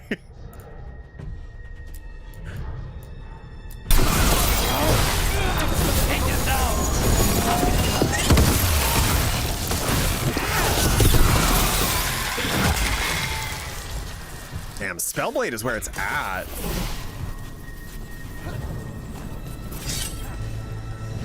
We're also weak against Necropolis. Oh! I forgot what buttons were what.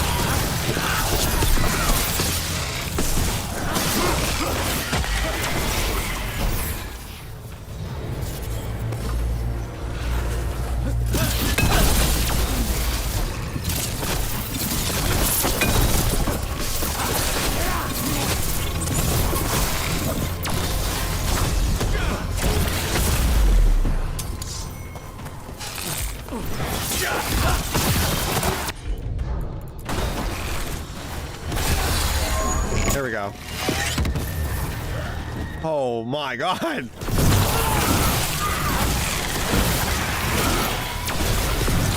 Protected dead? What is that?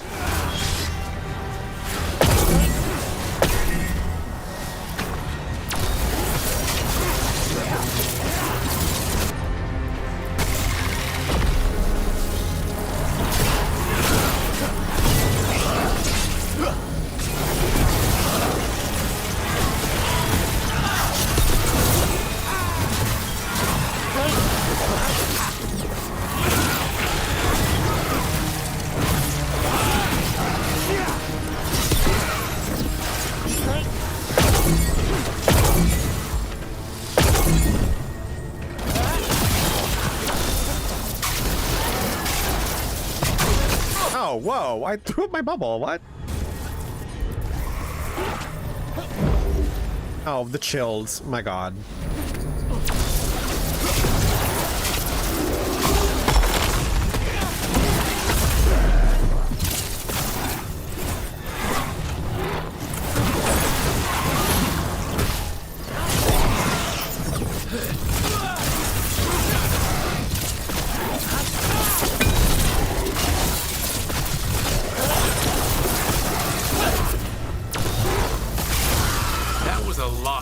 Of undead. Right?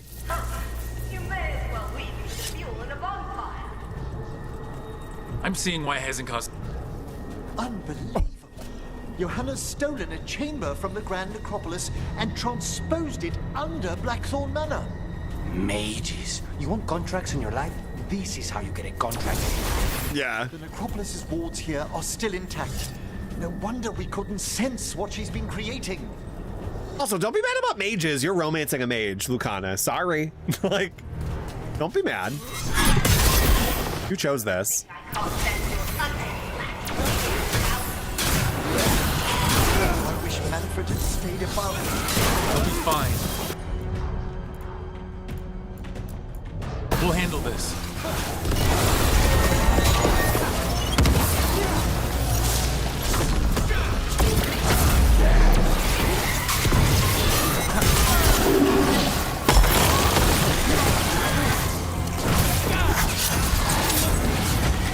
Oh, shit. Oh, fuck. What is that? Death Chill Pride Demon? Come on, not the Death Chill. Well, if you want, like, chill so much, let's do that.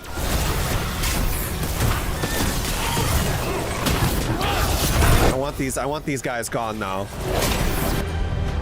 There's one thing these guys like, it's too many enemies to distract from them. Oh shit, you know what?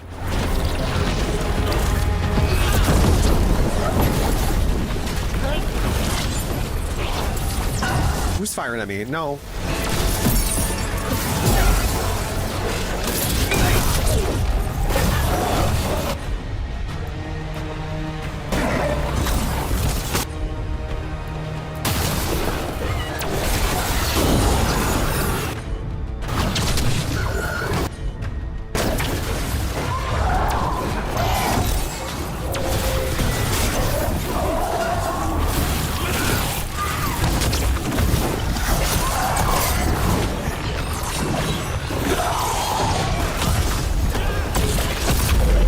That hit no one.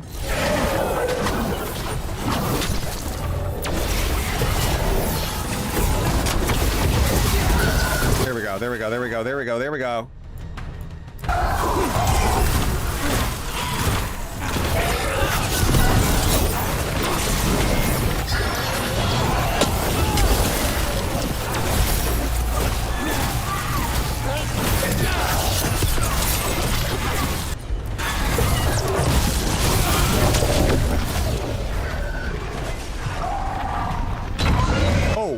Bye. Took himself out.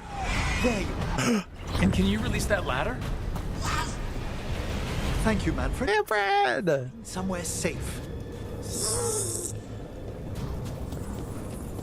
Dude, I love him. Still can't believe that's Matt Mercer as Manfred.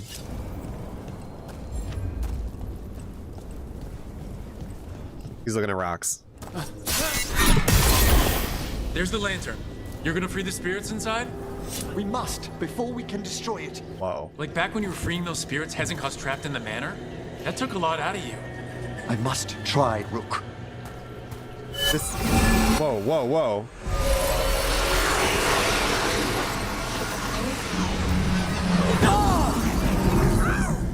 Emmrich! There are too many trapped spirits. I'm sorry. I can't. Another lash of power might end me. Coward! What laugh was that? Oh. He just appears? Valkarin, afraid to chance death for your precious spirits. For all your fine words on the subject, only I had the courage to risk my life for our art. Yeah, you call your plants art? Your plans art. Your plants. You call your plants art? The art of what? Destroying a city? Do you ever stop prattling? Johanna! Rude. Listen to me. You're right. I've never overcome fear of that final dark. I miss having a friend that could. Yes. Always the idealist. I'm sorry Lichdom failed you. I swear I would have helped you had you come to me. But puppeting this creature... Puppet? Puppet? Do you think I'm staying a failed lich? I won't command my greatest creation! I will become it! What?!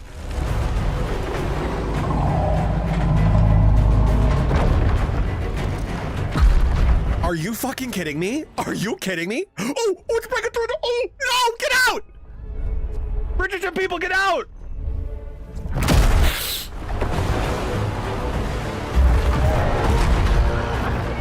How good to see you, friends. Scoffing colleagues, interfering Templars, inept rivals. You all have a place in my heart. And tonight you will fuel my ascension at the cost of your miserable lives. Oh my god, what? Bitch, they were just there to dance! Move. Bad. This game, it literally never lets up. Oh my god, I love this. I love this. I love this. This is giving, oh my god.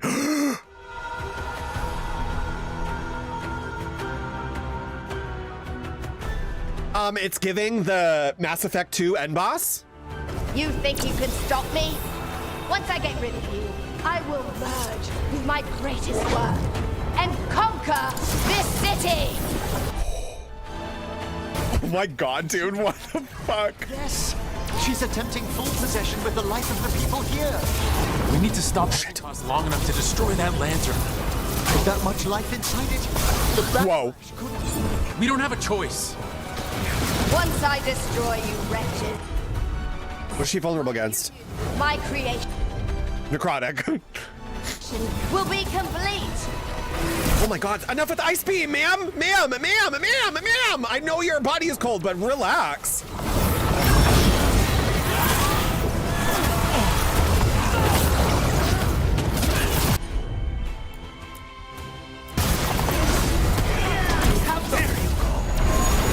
Run, Valkarin. Scurry like the rat. Oh shit. Can't believe you brought your ridiculous pet skeleton with you. I can't believe you've done this. Name is Manfred. He has a name! He's not just bones, he's my bones. I got a bone to pick with you, ma'am. You persistent. Fine. I'll go down there myself. About time. Silence.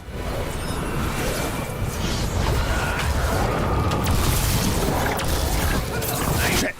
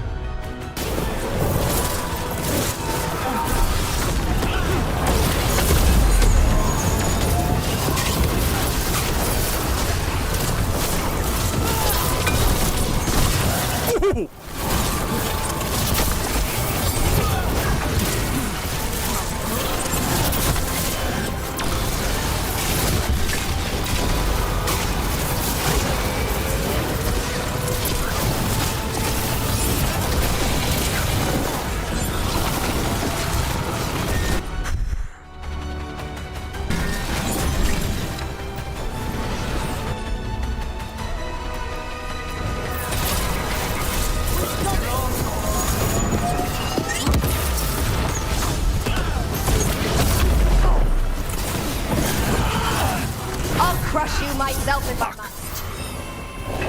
Touching that you brought your new friends to die with you, Volkaren.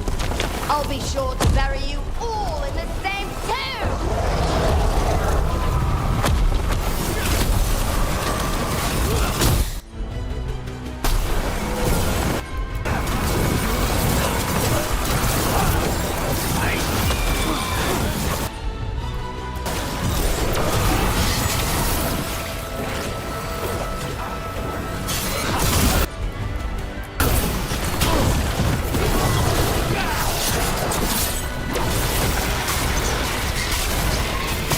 Holy shit, dude.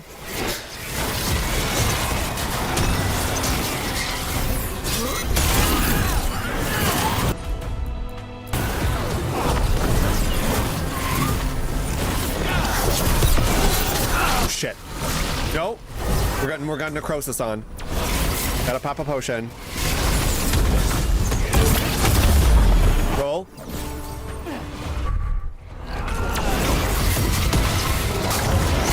Nope.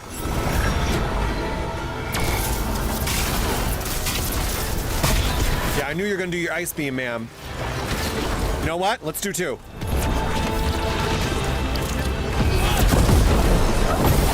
Chill out. You're too lichy right now.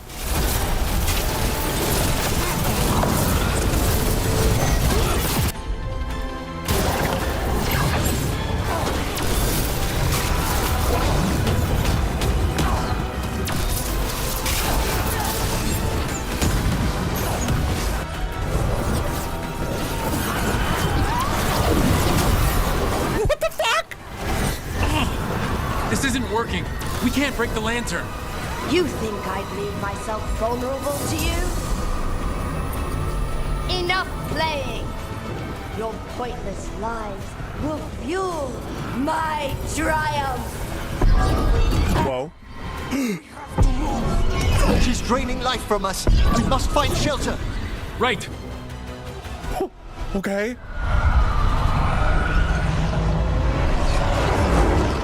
Is Manfred gonna save the day? Please say yes. I wonder if Manfred's connected to this somehow. Spirits in that lantern? It might kill me and not even work.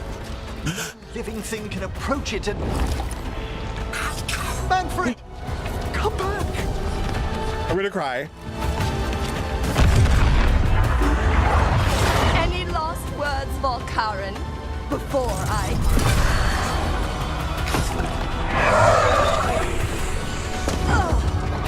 You miserable little...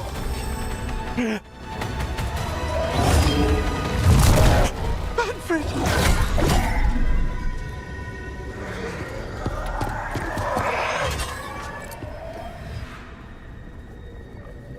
Make that asshole pay. Kick her ass, Emmrich. By the spirits bound here, night and shadow, light and blood. What are you doing? Let your chains loosen. Let the fade draw close. You'll never succeed, you old fool! I release you to the air. No! You small bite!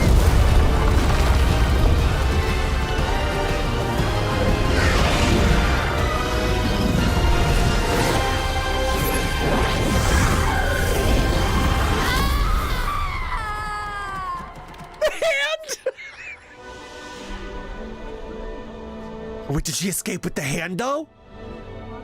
Because the hand was hers. Emmrich, how's Manfred holding to...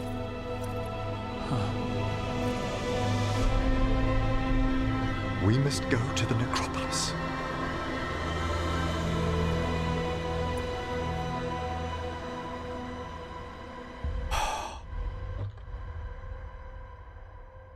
You're kidding.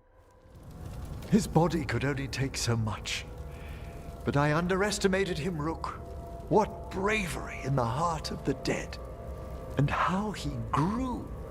Manfred disobeyed me beautifully. He was his own soul at the end. Can you bring him back? I will ask.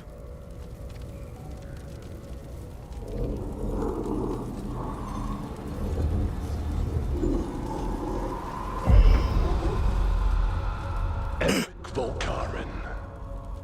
You were not expected so soon. What? Do I say hi? So handshakes now, or? Not quite yet. My lord, I come regarding Manfred, my fallen companion. Yes, there are ways to return his spirit. But should you do this, Lichdom falls from your grasp. What? Why? Lichdom is long. If I'm to stand outside death, I must make peace with others passing through it. What would we otherwise become? How many exceptions till tyranny? Revive him and remain mortal. Or let him slumber and join us. Emmrich. Manfred chose to help us. Am I too weak to accept his well-earned rest? I yearn for Lichdom Rook, that leap into something greater, that everlasting light. Do I revive him and live out my days? Or do I honor death by letting him rest and protect this world through immortality? Oh my god, dude! Oh my god, this is death personified. Do we let Emmrich live forever? Or do we let him live out the rest of his days with his best friend? Every choice, literally the hardest choice. Every choice has to hurt. Emmrich will sacrifice Lichdom to bring back Manfred. Emmrich will let Manfred go to pursue Lichdom.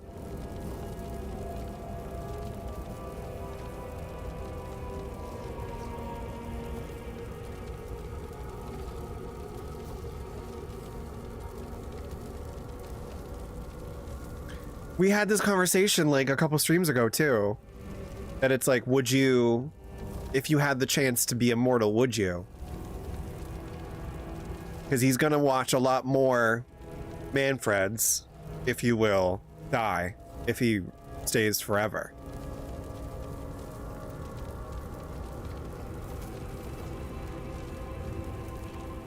You know what?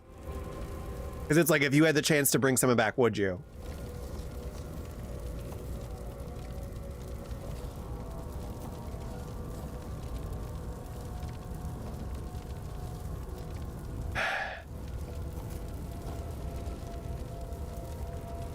Bring him back. Bring him back. Mortality's a hard price, but you'd miss Manfred. Oh, of course I would. But a Watcher should be more accepting of loss, of grief, of his own death in turn. Yep. You're braver than you know, Emmrich. You've always risked your life. Against Hezenkos, against the gods. Death's abyss always recedes with someone to... Thank you, Snuffle, for the follow. I think facing a lot of things would be easier if Manfred was back. Oh, he was fearless. He has so much potential, Rook. So far to grow. Then help him do it. You're absolutely right. I'll need your help. Rest easy, Manfred. We'll soon have you back amongst the living. That was my thought process too. Like, you have to be accepting of your own grief and your own loss. Snuffle, welcome in. that was like one of the hardest choices. I think it's a hard choice when they present it to you. As soon as he mentioned Lichdom, I was like, I don't think that's for you, sir. As much as he's into death and a necromancer and so attuned with death, I think you have to be at peace with your own death at the same time. Otherwise, how can you teach death to others, you know? Yeah, in reality, it's a hard choice. Saying yes to bring someone back can be an easy answer. Yeah, you can't guarantee if they're the same. That's what I mean. One of my favorite stories is the Monkey's Paw short stories. And like, they wish for money, and then their son ends up dying in like an accident. So they get insurance money, but it's the money that they wished for. And then the mom wishes the son back, and there's like banging on the door, and the husband's like, if we open that door, he's gonna be exactly how he was found. I don't think this is our son that's come back. I think this pause twisting our wishes. And then he wishes him away as she opens the door. It's a beautiful story about death and grief and what you would do if you had the option to bring someone back, but they're not entirely themselves. I always think of that, because if you bring someone back, there is a piece of them that went somewhere.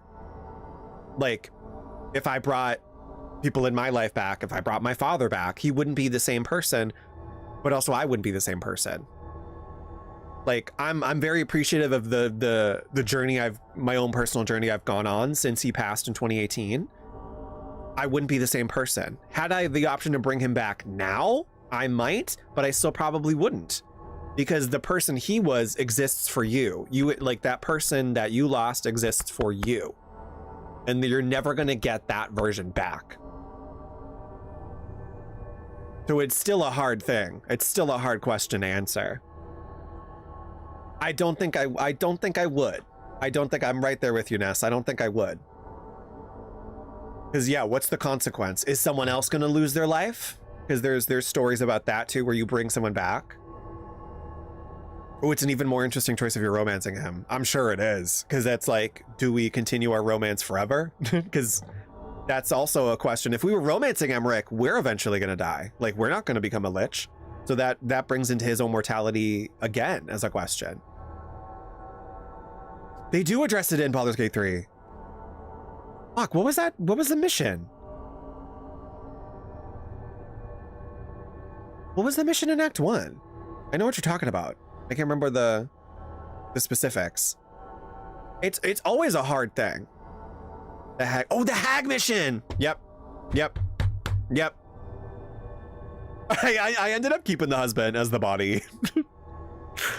I was like, well, Mayrina, girl, bye. Mayrina pissed me off. I was like, you know what? You asked for this. You got it. You know? We saved you and you were very ungrateful. Take your zombie husband and we'll see you in Act 3.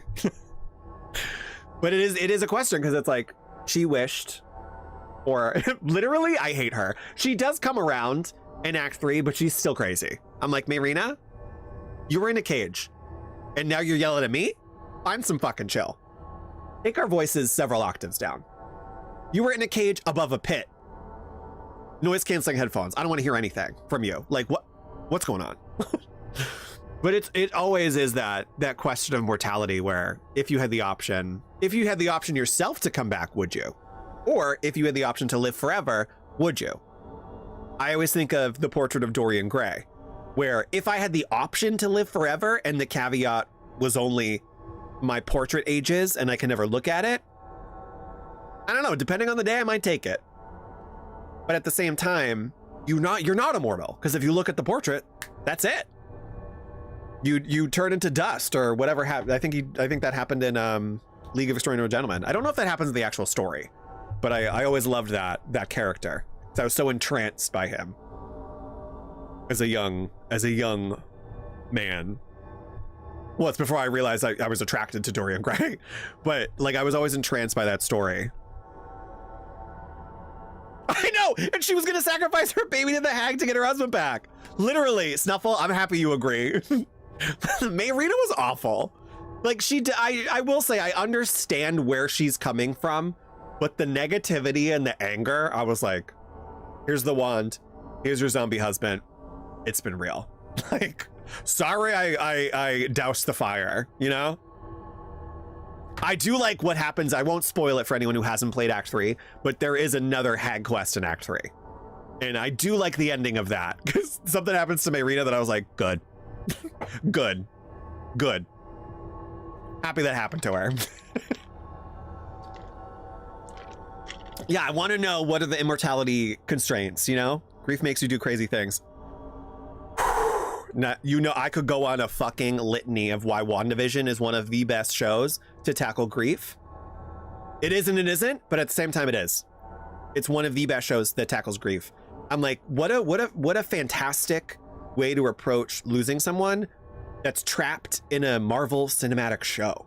Like, it doesn't feel like it's attached to Marvel other than the characters. Like, oh my God. Even Agatha was great. Agatha also tackled grief, but in a different way. Agatha's grief. That's why I love those fucking Did you know I didn't realize until towards the end of season 1 of WandaVision that her name was Elizabeth Olsen, and I never knew the Olsen twins had a third sister. And the whole time I'm going, oh, she kind of looks like someone. I can't put my mind on it. And they were like, oh, it's kind of like Full House. And I was like, oh yeah, with the Olsen twins. And I still was like, didn't know. And then I forget if someone told me or I like saw it online and I went, the face. Oh my God. Like it just hit. Also, the first thing I ever, fun fact about Vision, Paul Bettany, the guy who plays Vision. I don't know if you guys have ever seen this movie. Probably, it's an old movie at this point. Retro movie. The Da Vinci Code with Ian McKellen. I forget who plays the main guy. Oh my God, Tom Hanks. Paul Bettany is in that movie as the guy who like whips himself and is like after you the whole time. The guy with the like bleached white hair. That was him. He was on a Vision Quest then. He's gonna be on a Vision Quest, but he was on a Vision Quest then. That was a crazy movie. Yeah, I think it's the nature of human beings. Like we're never gonna have a concrete answer. Yes, we just had a concrete answer in this game, but had this situation, if we all had our own separate Emmrich quest, what would our answer be? You know? I think I see Manfred as like a friend, as like almost like my cat, like someone to take care of, not necessarily a child. If I had the option to bring back a pet, I would. I feel like it's easier to bring back a pet than a true human. But also Manfred's evolving. Like we just saw him speak. We saw him get to this level of communication, and it's like, what can go on from there? That's why I wanted to bring him back. And also, then Emmrich can just rest. Like Manfred can carry on his legacy, you know? I feel like that's more poetic than Emmrich turning into a lich. Also, that's terrifying to me. Like what comes with that? Is your body gonna decay? Are you gonna become what's his face? Not Rumpelstiltskin. Was it Rumpelstiltskin? What's his face from Anastasia? Are you gonna become that guy where your head's going into your rib cage because your body is degrading? Wasn't that his whole thing? With the lantern? He had a fucking green lantern too. His head would go boop. Rasputin! Did I say Rumpelstiltskin? I was close. Rasputin. Another one. Once upon a time, Rumpelstiltskin. If you had the option to become the Dark One and live forever, would you? Oops, gave up your son. You know? Like even that came with caveats. Like say bye to Balefire. Say bye to your son. And even he regretted that decision. So I always love these discussions too. Even in video games, in chat, everywhere. Like I will sit here forever and talk about life and death and what goes on after. Okay. Emmrich stopped Hezenkos and freed the spirits in the gloaming lantern, thanks to Manfred heroically sacrificing himself. Torn between reviving his skeleton companion or attempting lichdom, Emmrich chose a chance to bring Manfred back to the land of the living. Also, he owes me a rock, paper, scissors match. So we couldn't let him die. I gotta beat his ass with rock, paper, scissors. It's only fair. I should check on Emmrich and see if he's ready to bring back Manfred. Oh, right. Oh my God. We haven't brought him back yet. Okay. Running for Manfred.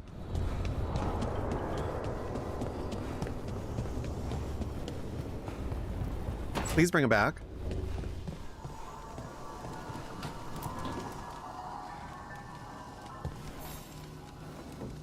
I've made my preparations, Rook. Will you help me restore Manfred to the world of the living? I'll do whatever I can. Thank you. We must go to the necropolis once you're ready. I also need to rewatch Anastasia.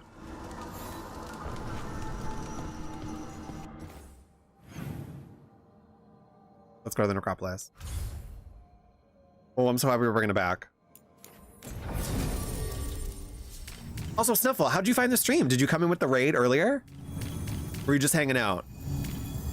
I always like to know how people found the stream. Okay, well, obviously we're bringing Emmrich. We're just gonna bring the same people.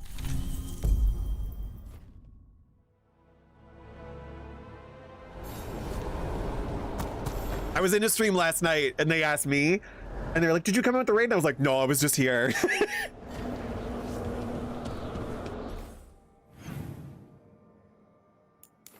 Magically found it, you know?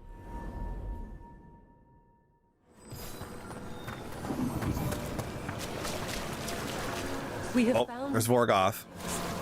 they must be dealt with. Help Emmrich revive Manfred. Let's go.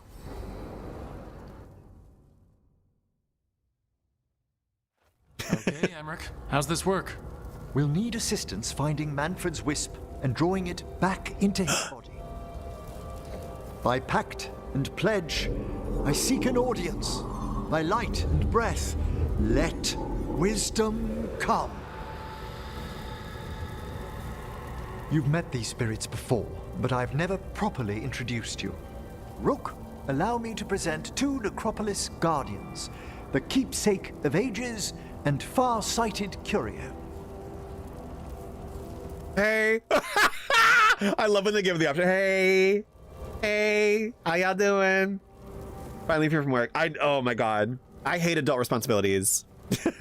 I mean, you can put off the errands, but can you? You can only put it off so long. I need a nap from life. What we say last stream, even if we slept for 1,000 years, it would be still be tired. Hey, how y'all doing? Hello. Oh. Good to meet you. And watch your Volcarin again. Oh my God, their brains. Yes. Friends are always welcome to return to the Necropolis. Friends, my assistant, my ward, Manfred, sacrificed himself to save us. We'd heard you'd abandoned Lichdom to bring him back. Your work, your dreams. You paid the price. But it seems there are many flickers of curiosity in the Fade. And only one you seek. Draw his wisp near. Speak. Can I help? Yes, please. Think of Manfred. Tell me something you felt about him. Concentrate. I know, if you put it off for 2 days, I'm like, ugh. I hate running errands. Tell me something you felt about him. Concentrate. He loved you. He never stopped trying. He was resilient. I mean, yeah, he loved you, but also he never stopped trying. He was always learning. Well, he had some issues with judging distances and shiny objects, but he never let that stop him. That's Manfred to me. In the sea of the Fade, there are wakes left by our passing. Our desires, our fears. I leave this beacon for you, Manfred.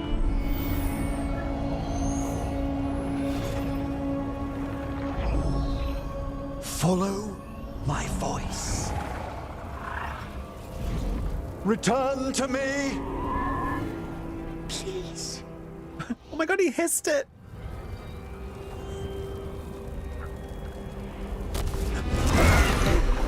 Yes!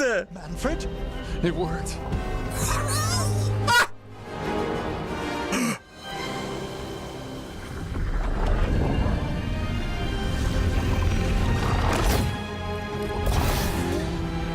What?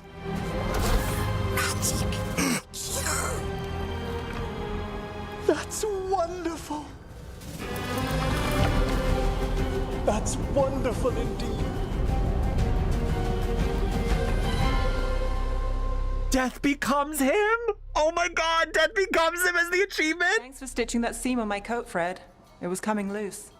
And nice new threads yourself. Thank you. Ah! We needed something to mark him as an apprentice around the Necropolis. It's a good fit. See you around. Yes!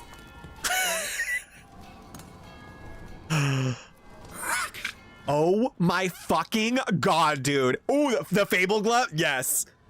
Dude, I'm obsessed with this. We made the good decision.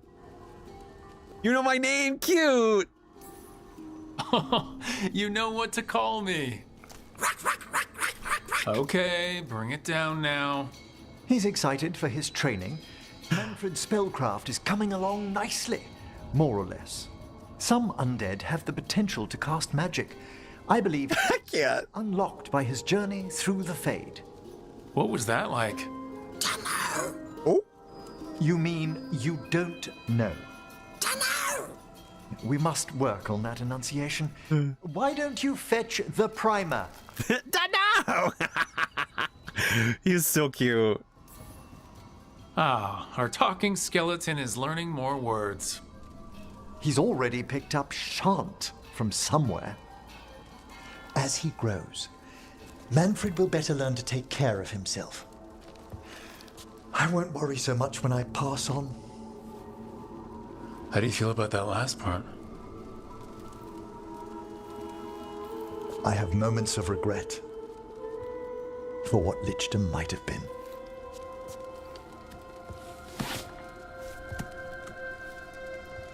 But none would make me exchange this for anything.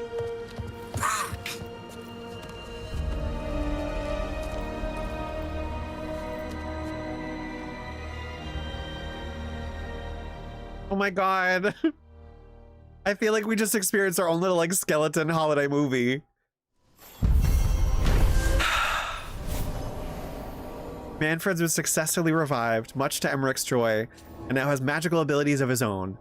Emmrich is delighted that his assistant is now a protege and will be teaching the lively undead skeleton the intricacies and responsibilities of being a mage. Dude, I loved that so much. Dude, Death Becomes Him is such a good play on that fucking movie title. Are you kidding me? I still haven't seen the whole thing of Death Becomes Her. Ridiculous, I know. They're turning that into a musical. Emmrich chose to resurrect his undead companion, and their renewed bond has made him even stronger. Your aid has allowed Emmrich to walk his next path in life with the confidence. Life's embrace. Emmrich thrives with the support of his companions, and his attunement to the group lets him boost their spirits when they need it most. When he got new armor.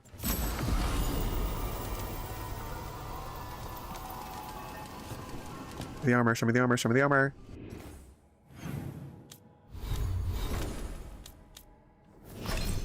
Level them up. No, show me the armor first.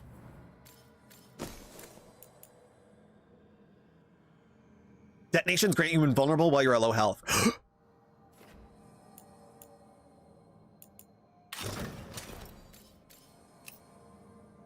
Oh. I mean, it's not bad, but it's a variation of the one we almost wore.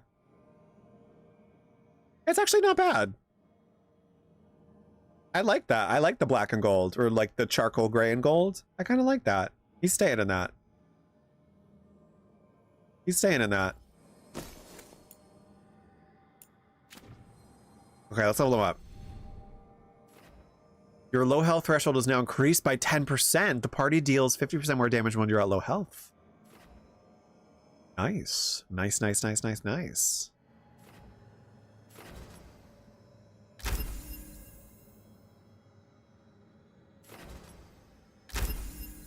Yeah, we gotta increase his time slow. Where is everyone's 8, 8, 8, 9, 9, 7, 8. Okay. Neve is almost to level 8. I do very much appreciate that it feels like our leveling is going slower. And that's what I want if we're nearing the end of the game or towards the end. I appreciate that the leveling feels slower.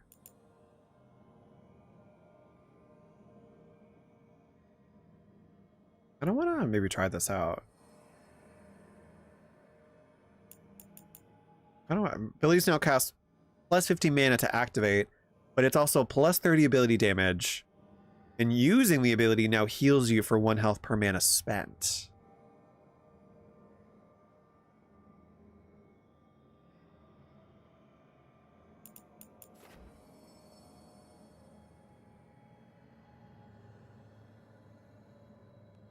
Why is this always a difficult?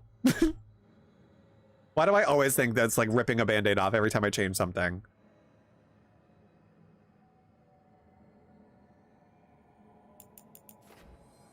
Let's try it out. Maybe I won't notice the mana cost, you know? Sometimes like, you overthink it and then you don't notice it in the battles.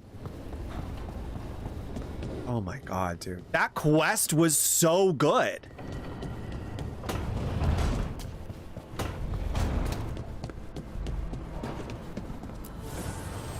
The Evenures do not need. They only demand. Deny them. Okay. Oh, we have it on both rings.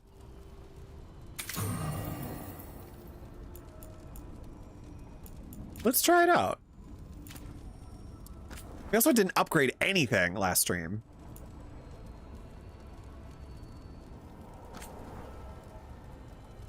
Level up.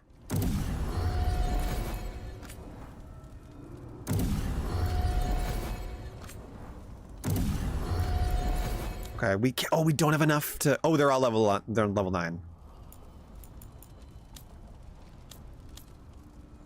And we level up everyone, is the question. Probably.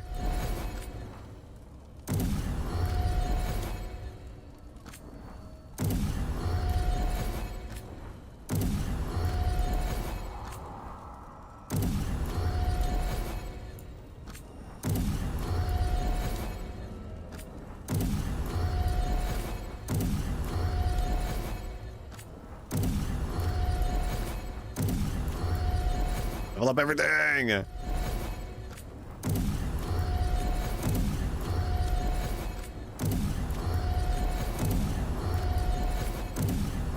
Boom. Did I look at the numbers? No, but it doesn't matter. Abundance. Okay, good. Is our boyfriend gonna kiss us? Probably not. Nope, he's got nothing to say. Harding has something to say. Fucking Lucanus, man. It has to be that Treviso quest we have to do. So, what's this about? I got you a thing. That's what it's supposed to smell like. Not the cheese. Not the cheese. Oh dear. Is that good? Tosh, it's wonderful. I'm really, really touched. Also, that line of dialogue made my chest tight. Let's not say that sentence again, please.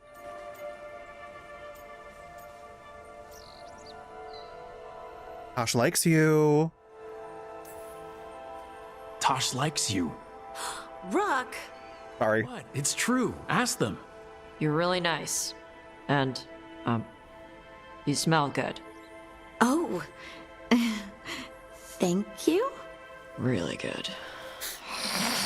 Oh my god. Please get there faster, Harding. Oh. I'd really like to show you Ferelden sometime. Sharing Ferelden cheese could be a start? Okay. Like, now? I could eat. Oh, good. Let's go. Oh my god, I'm so happy we picked the cheese. I'm so happy we picked the cheese. They started their relationship. Oh my god. Oh, that makes me happy.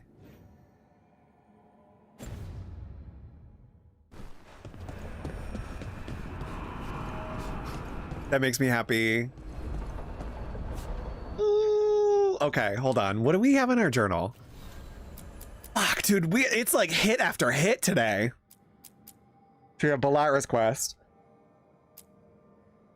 Caverns. And then these are outings. And then for the love of Treviso. I mean, it's titled For the Love of Treviso, so I feel like it is tied to our quest with Lucanus.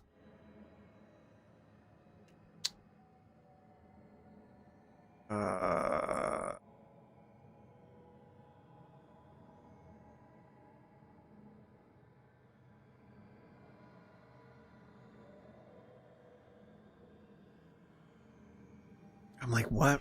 You know what? Let's save. Let's save. Let's save.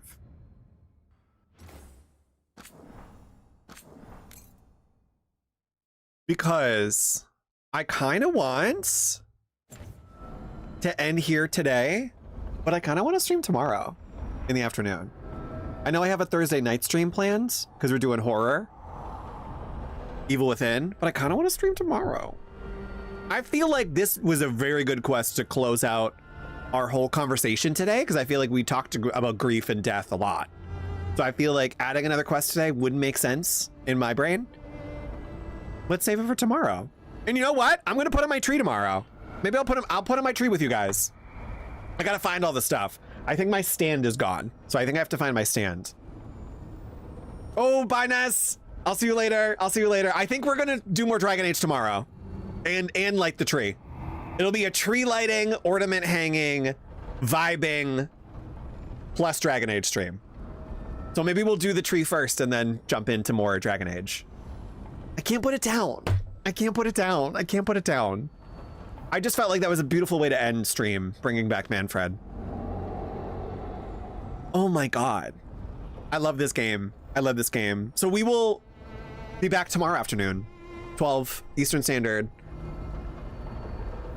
lighting the tree. So I'll put up my pink tree. I'll put up my pink tree. Oh, nice. Okay, perfect. I'm gonna put up my pink tree. We're gonna hang the lights. We're gonna do the ornaments together. Maybe we'll listen to some royalty-free Christmas music. Maybe it won't be royalty-free. I want to find like Daft Punk, like the music that I listen to, like Christmas inspired, Christmas house music. Let's do that. Let's put on some like Christmassy music. Hang the tree. Hang the tree? Hang the ornaments on the tree. We're gonna put the tree from the ceiling down. It's gonna be reverse tree, reverse Christmas, reverse it up. Yeah, let's do that. And we'll be back with, I'll add a Dragon Age stream tomorrow. We'll do the tree first, then jump into more Dragon Age. Because also, I always think of Christmas with this game, because like I said before, I played Inquisition on Christmas when Inquisition came out. And so Christmas in this game are always kind of like intertwined. So I think that would be really fucking cool if we did the tree and then jumped into Dragon Age. I like that. That's a plan. That's a solid plan for tomorrow. And then tomorrow night, we're still gonna do Evil Within. So we do RPGs on this channel, horror, narrative games. That's my vibe. I also might add a Saturday stream. I talked about this the other day, but I've been seeing that fucking game on my TikTok feed so many times called Love in Deep Space. And it's like a gacha game, but it's like a romance sim. I don't know. Lucanus is moving too slow that I feel like we need to dive into a romance sim. I just want to try it out though. I just want to try it out. Oh, Marful, thank you for saying that. Work part-time in the morning, so this is perfect. Perfect. I think I might. So Thursday and Friday, I like doing nighttime streams. I think we might push all of them to afternoon. I honestly, like, you guys show up for both sometimes. Well, most of the time. So I'm thankful for that. Ness, we gotta play that. We gotta play that. I think I might do it Saturday. I might I think I might do it Saturday. Either a Friday afternoon stream and play that, or Saturday afternoon and just hop on and play that. Because I installed it. I have an emulator that works. The screen, I'll have to have a fun background, wallpaper in the background, because the screen is like a phone playing that game. But I kind of want to do it. We need some romance. Lucanus is trying, but we need some romance.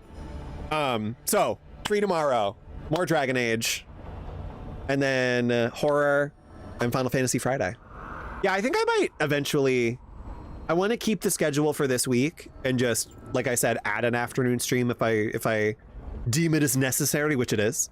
But I think I might turn all of them into afternoon. And I think next week we're gonna do horror and Final Fantasy in the afternoon, because I kind of like it. And I've been very productive at night, and that usually doesn't happen. So I'm very excited about that. Like, this used to be my nighttime, and then I was not productive during the day at all. Where now I've reversed my schedule, and I get to hang out with you guys, and I fucking love the afternoon time. And then I am actually productive at night. And if I don't do anything, I eventually get productive at night. You know, when you're like, I'm gonna be productive, and then you're not productive for 5 hours, but then the last 2 hours you are? That happens. And that wasn't happening before. So we're here.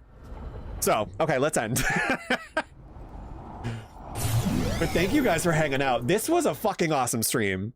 I mean, we did so much. Oh, I forgot to put my music on. We did so much, like truly so much. And to start off a conversation about grief and death and life, and you got some daftspellcastor lore in there from my real life and from my username lore. It felt perfect to end it the way we just did. And I'm so happy we brought Manfred back. Like, come on, come back to us, please. And now he's a mage. Like, okay, hold on. I think one of the streamers I watch, I think she just started. I don't know if she's still live though. Oh, she's still in the character creation. Okay, I think we should raid Finny because she's starting her Baldur's Gate 3 journey. She's very good vibes, also does horror, also does Final Fantasy, also does Baldur's Gate 3. She's just starting out, and I believe she's trying to romance Astarion, but she's still in the character creation screen. So I think we're gonna raid her. But thank you guys for hanging out. Thank you for joining as always. And thank you for making my afternoon awesome. So if you are not followed or subscribed and you enjoy this content, please do so, because we would love to have you back and we'd love to have you here. And if you want to follow me on all my socials, they are linked below. Same handle everywhere. And I think that's it. So I will be back tomorrow. We'll light the tree tomorrow. I'll add it to my schedule. And if you have not joined our Discord, please do so, because that's where I'm going to update first. It is pinned in our Twitch chat and our YouTube chat. So if you want to join that, you don't have to, because I know people don't use Discord, but I always like it just as a stream schedule reminder for streamers that I follow. It keeps me engaged. It keeps me on track. I need that. My undiagnosed ADHD, I'm like, I need the reminder that people are going live like 17 times. Like, I actually need that. I'm like, oh, are they live? Bitch, yes. So thank you guys for joining. And we're doing it. She's gonna be like, you're rating me again? You just rated me. Hold on. And she was having an off day yesterday, and I popped in and I was like, I'm so happy you're streaming. She wasn't gonna stream. Still in the character creation is so funny. Okay, so we're gonna raid. We're gonna raid Finny. And thank you guys so much. And like I said, we'll be back tomorrow, lighting the tree, doing more Dragon Age, and having a good time. So, as always, I have been daftspellcastor. You can always call me Daft, and I will catch you guys in the next one. Bye.